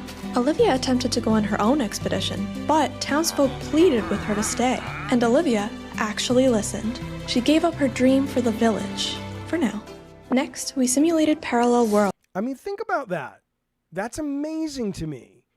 That this character had whatever programming that they were given, and then what they pulled in from the experience. And she literally was like, I'm going to make food for you guys. And then she gets, quote, infected by an AI that tells her how cool the world is outside of her village. And she's like, I want to go explore. And then the other AI is like, if you go explore, we're not going to have all the food. And so she decides, okay, I'm going to stay in town and keep serving you guys and give up my dream. It's like, It's a Wonderful Life. Come on, man. It's not scripted, Ravnos. It's not. It is a whole company that is built on building AI agents. This is not a consumer product. They're just sharing some of their research. And they did it through Minecraft, but they're doing it through lots of other things. Worlds under Trump and Kamala. For each one, citizens have a shared constitution in Google Docs that they can vote on to amend. Under Trump, the simulation passed new laws to increase the amount of police in the world. Under Kamala, they focused instead on criminal justice reform and removing the death penalty. Because our agents are social and grow over time, they're impacted by group dynamics, but also use their individual power to change the system. I know it looks silly, but this is the first time we see agents can form a democracy and govern themselves. Lastly, we have the missing villagers. When agents were concerned about missing townsfolk, villagers took initiative by leaving their posts and working together to illuminate the town with torches, hoping to create a beacon for lost members. What's surprising about these agents is how once they got deeply worried about their fellow villagers, they band together and changed their plan. Our agents were able to collect up to 32% of all the items in Minecraft. There is no benchmark for multi-agent worlds, but this is 5 times more than anything we've seen from an agent, demonstrating the first possible advantages of multi-agent efforts. Though starting in games, we're solving the deepest issues facing agents: coherence, multi-agent collaboration, and long-term progression. Play with our agents today, or let us know if you want to set up your own world. So if you're into this, you can go into their website, and you can embed some of their agents into your website, your server. So they've got like a T2000 lab-grown agent that will follow orders at moderate speed. Elon, a dominating Minecraft boss looking for loyal interns.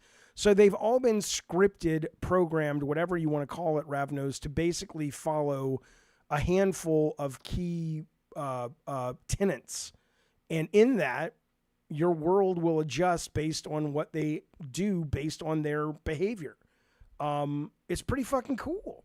It's pretty fucking cool. It's like an ant farm. Yeah, absolutely. Absolutely. Okay. Here's the deal.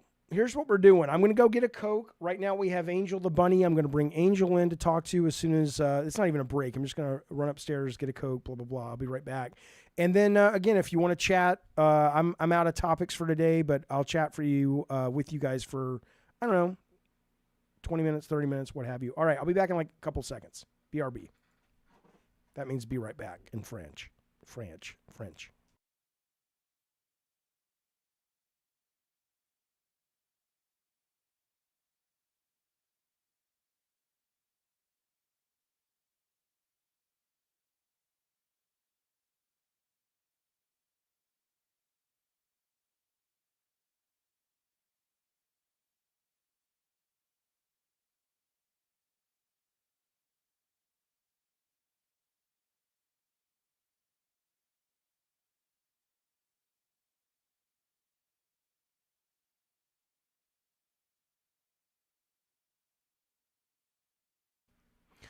All right.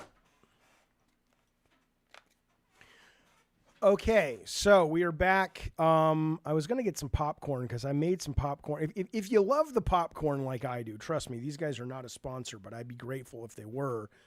I was getting tired during the pandemic of the microwave popcorn. I wasn't going out to the movies, and one of my favorite parts about the movies, movie theater popcorn. That's the goddamn truth. And so I go online, I'm like, how do you make popcorn at home that tastes like the goddamn motion picture show popcorn? Well, one of the key ingredients, really, if you air pop it, and then you get, here's the 2 secrets. Pop it in coconut oil first. There's coconut oil that is yellow, so it gives the popcorn that wonderful yellow flavor, even or look, even if there's no butter on it. I don't like butter on popcorn. And then this is the secret ingredient, Flavacol. Seasoning salt. This is what they is terrible for you. How much sodium's in this shit? Let's see, 460 milligrams in just a fourth of a teaspoon. This will kill you. But by God, if this is not the brilliance that makes your popcorn at home taste like popcorn in the movie theater, it's excellent. So I just wanted to share that with you because I'm excited. Bulbo says he has it. You goddamn right. And then the bad news for you, if you watch the stream a lot, is the Halloween season is here, which means the grocery store is selling all the Halloween candy, which means here you go. Bulbo says, Jaffe, which games would you recommend for older people, age 70 plus? My grandma asked if Astro Bot's a good pick. I mean, I don't know. I'm more than happy to have your grandma call in, or what kind of what is she looking for, right? So. you know, does she like kind of Twitch games? If so, it's an action game. If she's got the reflexes for it, sure.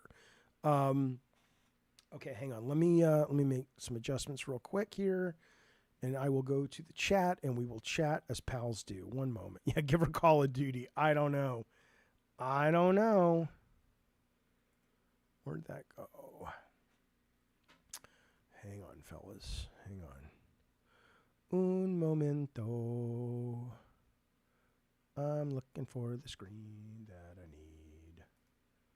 All right, one second. Edito, and costomato. All right, we have now switched over to members only chat. If you want a membership, consider one. Otherwise, the Discord doesn't cost you a dime. And right now we're going to bring in Angel the Bunny. Hang on if I can.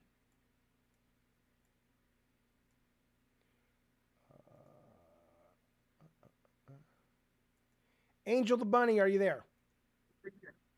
Oh, Jaffe. What's going on? I didn't expect to see you there. Didn't you want to talk? Of course I wanted to talk. What's going on? What do you want to talk about? Oh, I wanted to talk about the PlayStation Visionaries. Okay. You asked the question, does PlayStation need a visionary? Yes. Yes, absolutely. Freaking absolutely. Hang on, sorry to be eating. I agree, 100%. I mean, look. Here's the deal now, because Herman Holst is sitting there in a week where he's got Concord, which is one of their biggest failures, and Astro Bot looks like it's going to be a hit. Now suddenly, I imagine people are going to be like, "Oh, I don't know. Is he good for the company? Bad for the company?" But I definitely think that you're not wrong. I think they really seem to lack somebody who really is on the forefront of this industry. And I don't know if that's just because they are historically a conservative company. I don't mean politically, but in terms of just they're very big, they're very slow, they're very corporate. But they need somebody to come in there and, let me tell you something. There's a person who works in PR. Now, I don't know if this person still works in PR or not, but they hated me. This woman hated me in PR, right? And so many of the people in product development were scared of this fucking person. And I don't get it. Like, I think if you want to do a job well, you need to be willing to lose a job to do it well. But there's so many people at that company, and a lot of these corporate companies, I'm sure it's the same with Microsoft, that seem to be so goddamn scared of ruffling the feathers of the powers that be. And I don't think you can make, you gotta upset the apple cart. You know what I'm saying? And I don't think they have people there that are willing to lose their job to do it. Yeah, and on top of that, PlayStation always has a problem with like not bringing back in the classics. Like I know they did it with Twisted Metal with their TV show and stuff like that, but I feel like that they need to develop more of the Twisted Metal video games. That way, PlayStation could be more loved again, and not only Twisted Metal, but they also should bring back like a Sly Cooper, Little Big Planet. My guess though is that's nostalgia talking. Frankly, I don't think any of those brands are fundamentally poison. I think there's nothing in the world wrong with a Twisted Metal and all this stuff, but the idea that those games are kind of not in the forefront for a reason. Like if you're going to bring Twisted Metal back as a brand, cool. But I think it's clear. All you have to do is look at the last Twisted Metal and a number of car combat games that have launched on Steam. They just don't connect anymore. And there's a whole, I'm putting out a video soon about it, but there's a whole reason why. And if there's somebody at Sony that's like, hey, I know how to make Little Big Planet, or I know how to make Twisted Metal relevant, then I think you're right. But the idea that their biggest fault is that they just don't remember how good these old games were, I don't agree with that. I think a lot of that's nostalgia. I think, like in the chat, Robbo is talking about Infamous. I don't think Infamous is a great brand. It could be if somebody has a great vision for it, but it's just some guy. Yeah. It's just a guy running around with some by that. powers and shit, man. So I will tell Yeah. you that I agree with you that they've got some good seeds to I don't know what you do with seeds to plant. I don't fucking know.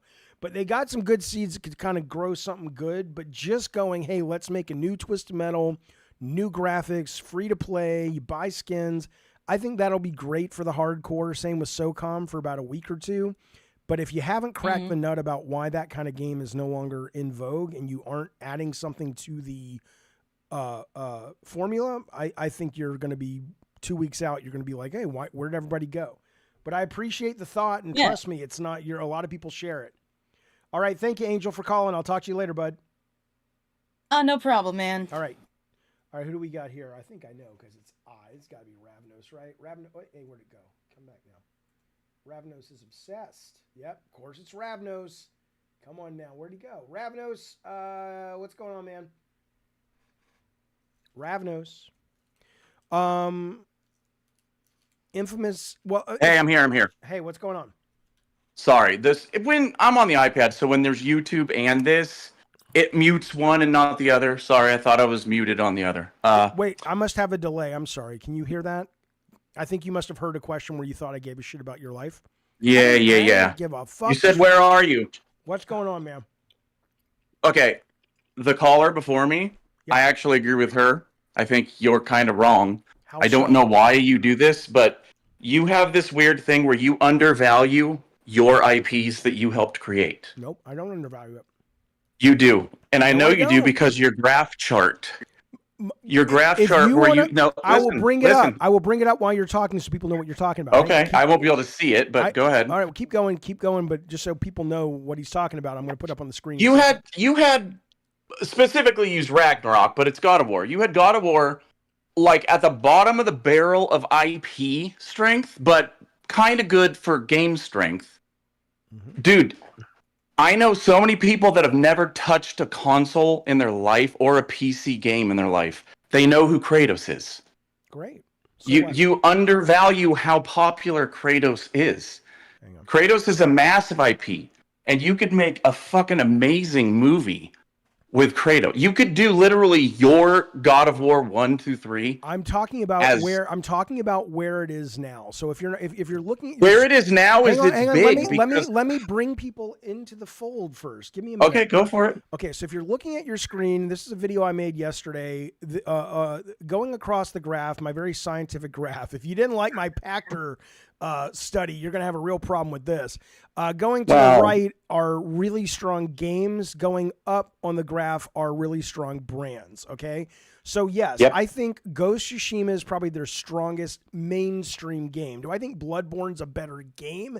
Yes, but we're not talking about that. We're talking about what kind. You're talking about I'm talking about mainstream sales. multimedia. Right. Multimedia, Well, correct? multimedia and just things that will get a lot of people in. Okay. And I think Bloodborne and Returnal are too hard to be that far over as game strength, but they're great games. That's not what I'm talking about. But anyway, Yeah, okay. totally. So Ghost of Tsushima, God of War as it stands now, and Uncharted, I have very strong games, very weak brands. I don't mean that God of War Ragnarok or God of War right now is a weak brand for PlayStation at the moment. Although I definitely think if you put out a God of War Egypt tomorrow, a lot of people would be like, I'm okay.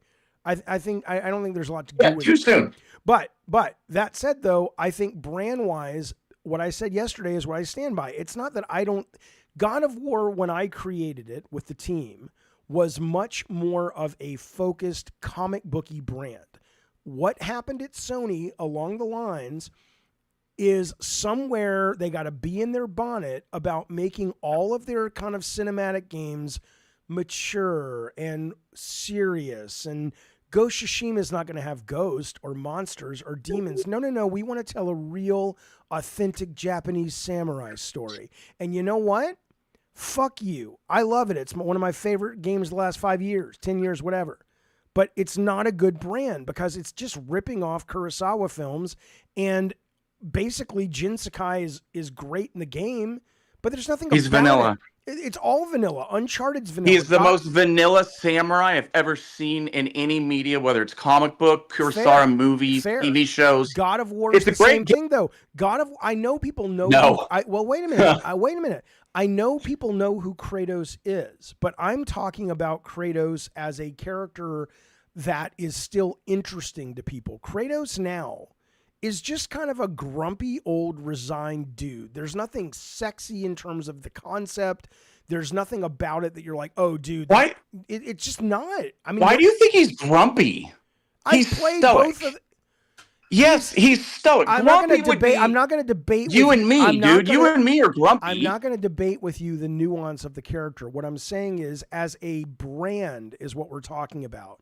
You think he's good for games only and nobody wants him anywhere else, right? I think they have written him into a corner, and I think they did not take the opportunity to make Atreus into a badass motherfucker with a bow that people are like, dude, I'm fucking dying for that fucking thing. I want to play that goddamn thing. That's what I think. My turn. Listen.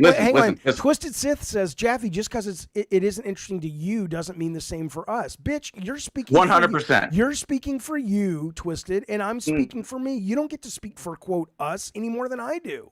I'm just saying this chart was put together as an exercise of, if I ran Sony, this is what I think about the brands.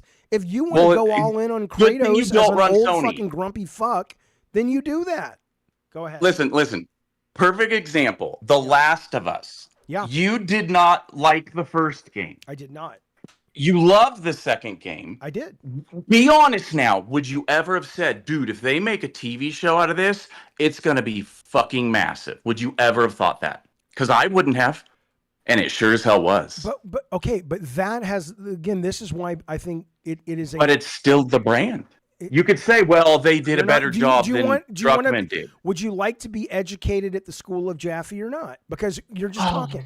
I'm in a hurry though, so sorry. I can't help you with that. Education takes time. Well, no, I have a doctor's appointment. I have to leave here in like 10 minutes. So go ahead. Hopefully you're not terribly sick. Just sick enough to be. No, I'm not sick at all. Go ahead. Okay, so the point is that you can take anything and turn it into a good brand if it's well written, right? We're not talking about that. You could take Ape Escape, and if you pair it with the right director, the right writer, the right art style, and you made an animated series or a live, if you had who's that quirky guy that always says Wes Anderson getting back together with Charlie Kaufman, and they write the weirdest fucking Ape Escape, anything can work if you run it through a really interesting creative filter. I'm talking about sort of a fundamental high concept of, if you don't know what God of War is and you go, what's that movie? Oh, it's about this, 60-year-old, at least seemingly 60-year-old, I know he's older,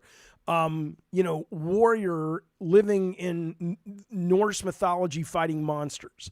There's, hell, that might even work because you say fighting monsters.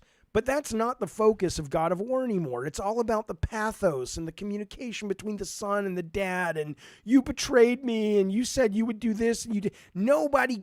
They've watered it down because they've tried to make it into an HBO show instead of a comic book. That's why I'm saying those are all weak brands.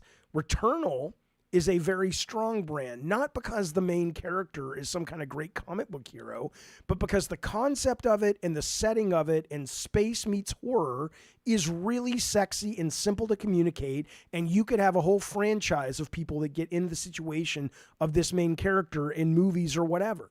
I know God of War was a drama from the start, but it was first and foremost an action-adventure comic book. Okay, Ravnos, you're dying because the doctor. So before he gives I'm not dying. So I know. I'm going to have my shoulder looked at.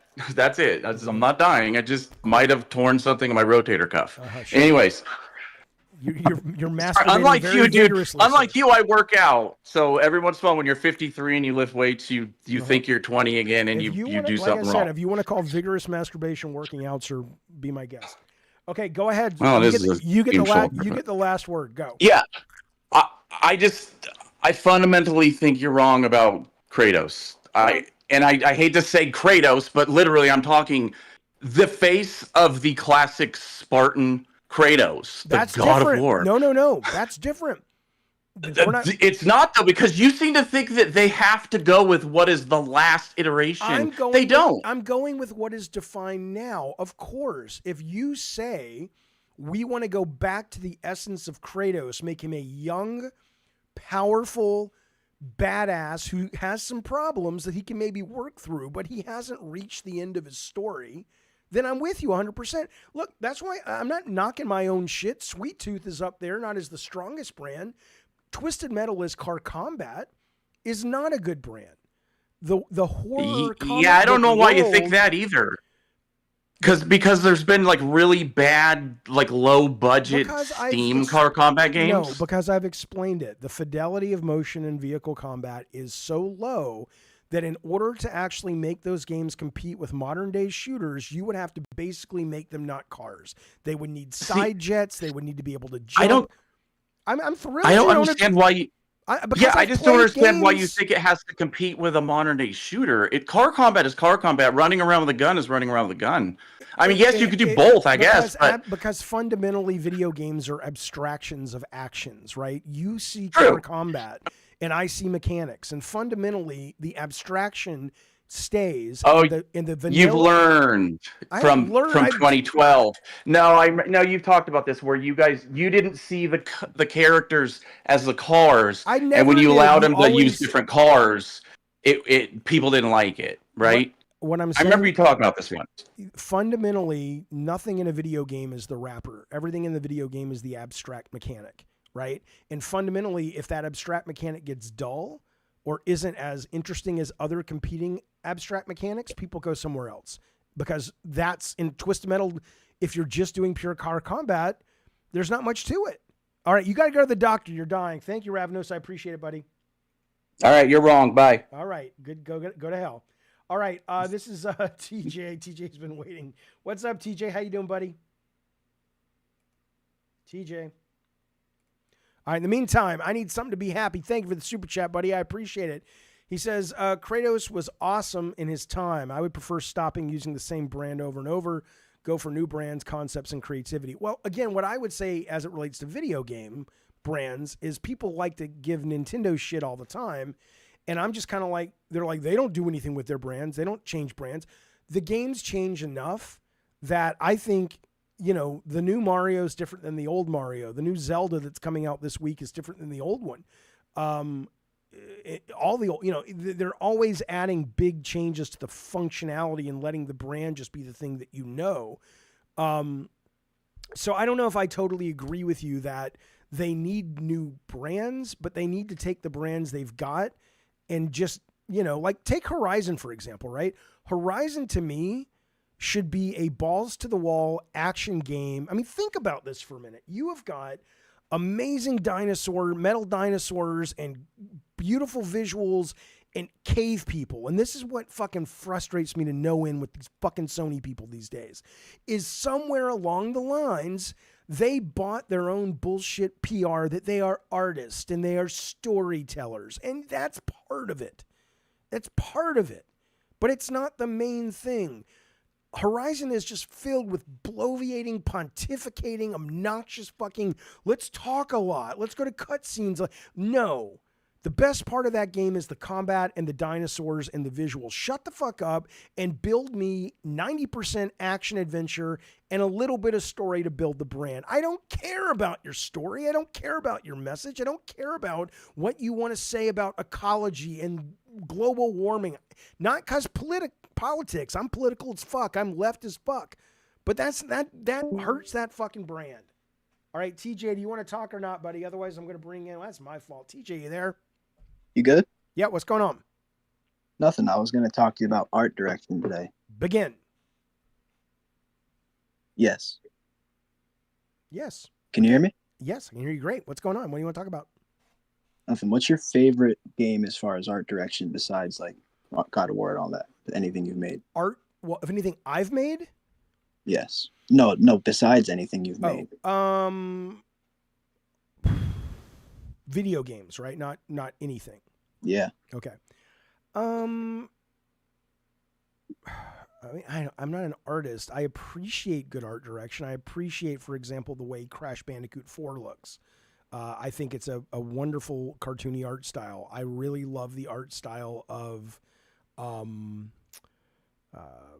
trying to think of things. I mean, nothing comes to mind right now on the spot. Bloodborne. I think Bloodborne is probably one of the most interesting, rich and cool IPs Sony's ever made. So I would even like Elden Ring. I don't think has a great art style.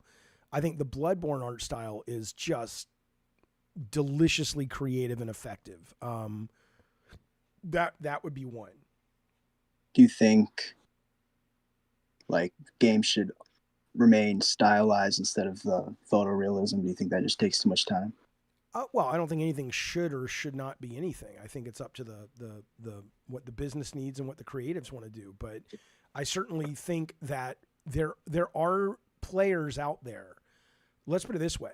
There are players out there that don't need photorealism, as beautiful as it is. And I have been converted by having GeForce Now, playing games at the top of the line.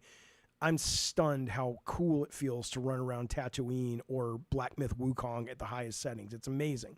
But I can also play a lo-fi horror game. So if I'm Sony, for example, or anybody that's not Nintendo that's pretty much locked into their style already, I would try to curate an audience that can love the big budget shit, but is just as happy playing something that either looks like Astro Bot or something that looks like, a $4 million lo-fi horror game that may look lo-fi, but it's creative and creepy as shit. So I don't need, I wish more gamers could embrace that. I saw a study yesterday, actually, that said that 40% of the people who spend the most money in video games say, and the number one thing was 40% said that was the number one thing that matters most to them when buying a new video game are the graphics. So, I mean, that's the culture we're in. That's the species we are. But I think it's unfortunate because it really limits creativity. Yeah, I think like for example, like Spider-Man 2, like all the Insomniac Spider-Man games would have definitely had more to offer if they were just, in the style of like a Hi-Fi Rush or like I don't think Spider-Man would not have done anywhere near as well if it looked like a cartoon. You don't think they could have implemented? I think it would have looked great. Oh, I think it would have been amazing looking. But I mean, Ratchet and Clank Rift Apart is one of the best fucking looking games I've ever played. But it didn't sell very well. A little stylized. I think Spider-Man 2 is going for like an ultra realistic vibe. Yeah, I think people think that's cool though. I think people are like, "Ooh, this is like the movies." So, all right, TJ, thank you for calling, buddy. I appreciate it, man. Thanks, Jaffe. Have a good one. You too. All right, final call of the day. Good Sir Masochista. What's going on, bud? Yo, what's up, Jaffe? Can you hear me? I can hear you. What's up? Perfect. No, yeah, going back to the other two callers, not TJ, but the other two. Mm-hmm. One of them, the first one said, I forgot her name, but she said that they need a visionary. Yeah. That would be me. I'm right here. I think everybody thinks that about themselves. The issue is, how No, but I'm the right answer. Everybody else. You know how I know you're not the right answer? How? Because you're not at Sony. Or you're not. Have you sent a resume in? Have you made some calls? Yes, and they don't know. They don't keep ignoring me. It's all the nepotism shit. Okay, You know so how if, that. You know no. Let's be clear. I know you're joking a little bit, but if you if you don't, it's kind of like people were talking about Bernie Sanders, who I voted for, and they're like, he should have been president. Blah blah blah. It's like, I don't think so. Because if you don't know enough to play the game they're playing, then you're probably not good enough to be in the position. If you don't know enough to get yourself in front of the people who are hiring for that job, if they even are, or to convince them they need to hire for that job, then you're probably not right for that job. Okay. I might try harder. All I've done is send my resume. Yeah, that's what a bitch does.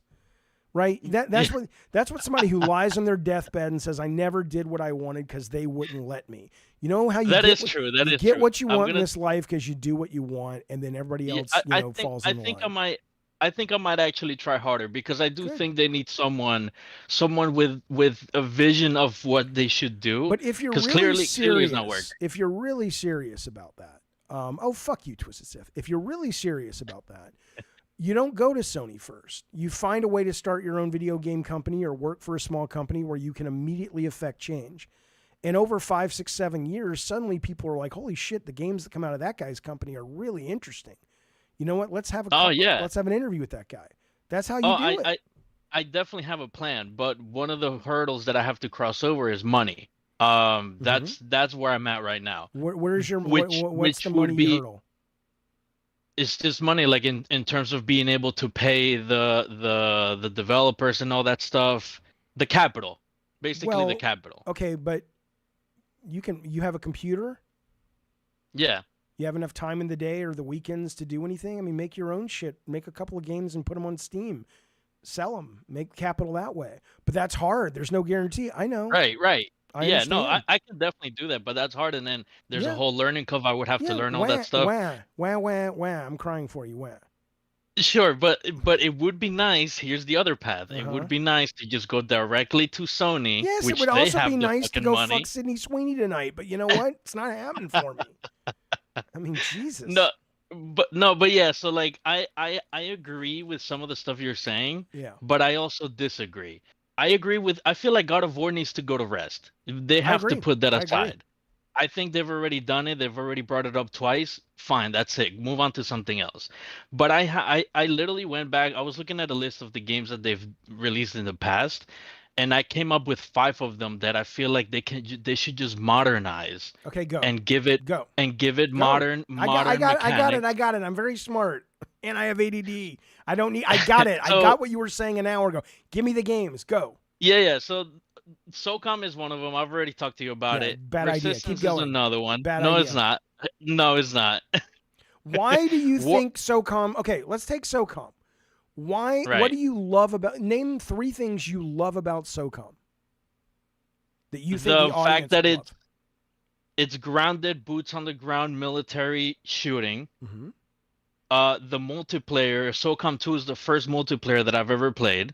That's going to convince an 18-year-old kid who's never heard of it. I wasn't going to buy it, but that's Masochist, me. it's the first game he's ever played. That's me personally. Well, who gives a shit? And then the that doesn't third get to one. Be one. That doesn't get to be number 2. If you're the going third one. Oh, no, you don't skip over number 2 and go to 3. Number 1, if you're sitting in a Sony meeting and you say, guys, SOCOM, and they say, why? Number 1, we don't have any boots on the ground, blah, blah, blah, like you said. Okay, cool. What's number 2? Number 2, it would be a shooter. First of all, they don't have any fucking shooters. Well, they did. They just killed the one they had after 8 days. So that's the second one. That's for Resistance, which I was gonna bring up. Uh-huh. And then the third one is being able to have a battle royale and an extraction shooter, which is something that's big now. And yeah, I know like they might be scared to do it, but I think it can be done right, especially in the extraction. Let me destroy your argument, right? I'm not saying some of what you're saying is right, but you do not call it SOCOM, right?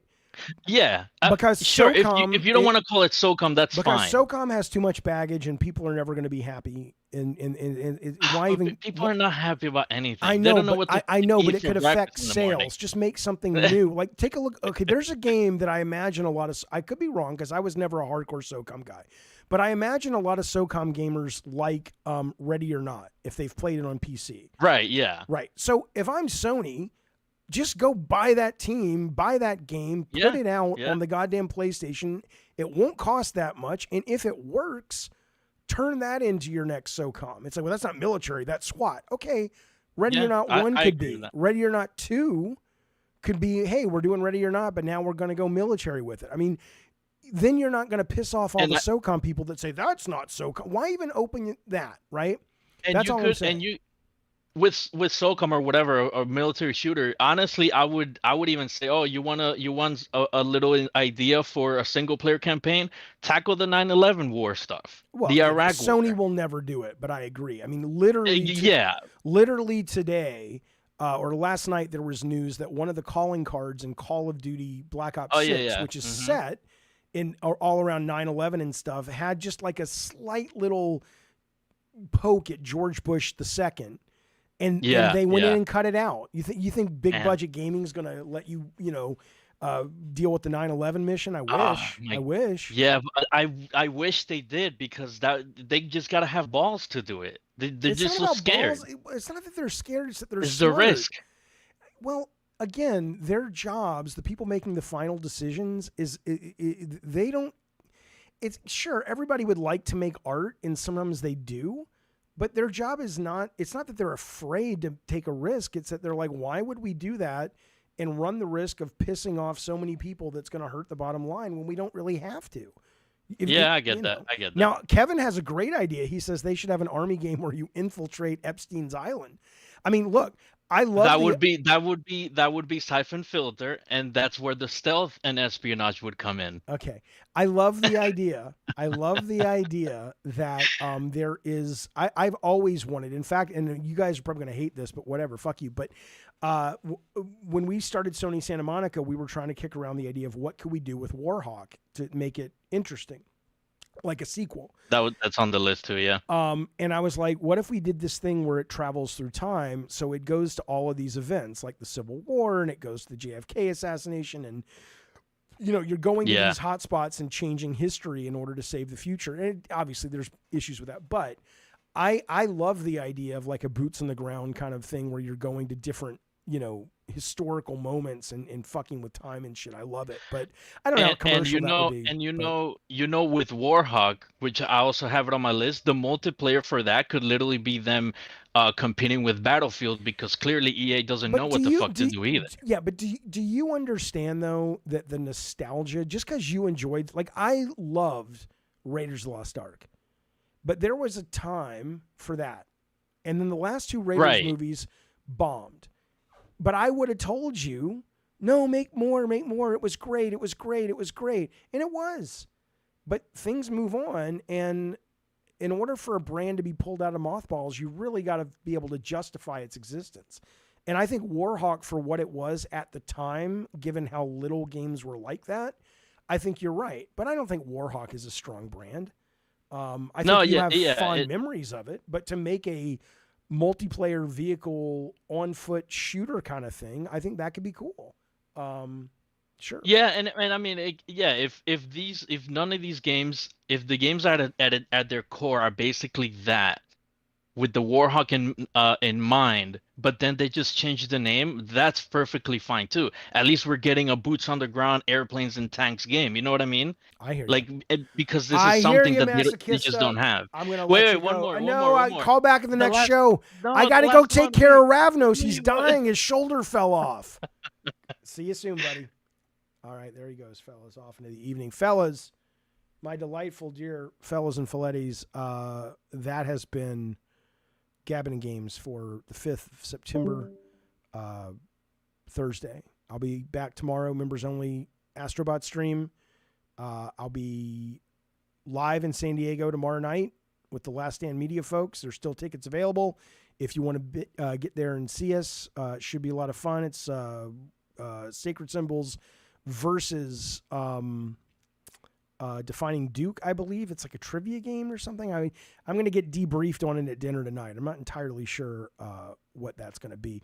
I love The Weird Is Coming, Bulbo. I've been focused on the game stuff, but I love that show. We'll do more for sure. I need something to be happy. Thank you, buddy. He says, do studios pay good money in exchange for good ideas? We have too many FPSs nowadays. We need games that push us to not to just... We need games that push us to think, not just no-brainer games. No studios pay for ideas. While I don't agree with the adage that ideas are cheap, ideas are cheap, but good ideas, good commercial ideas are gold. And the only people who don't think they are people who have never actually had one, or people who think they have them, but they don't. There's a reason creating an intellectual property that works is so rare. So I love good ideas. I value good ideas, my own and other people's, because when you hear one, you know it, and you go, holy shit, why didn't I think of that? That sounds excellent. But no one pays for them. So no, that's not like a real job for the most part, at least not in games. And there are interesting games that force you to think, but you got to go to the indie space, which is a great space. But I know a lot of people aren't interested in that. Okay. My dearest, delightful friends, that's it. That's the show. Be well, be safe. Thank you, guys. Mods, thank you very much. Rob the Mod, good to talk to you. Super Chats, new members, thank you, guys. Long-term members, thank you, guys. I'll see you tomorrow morning for Astro Bot at 9 o'clock. Don't forget, we also have a deep dive coming up this weekend with Dragon Age footage, Slitterhead footage, and one other game as well. Be well, be safe. See ya.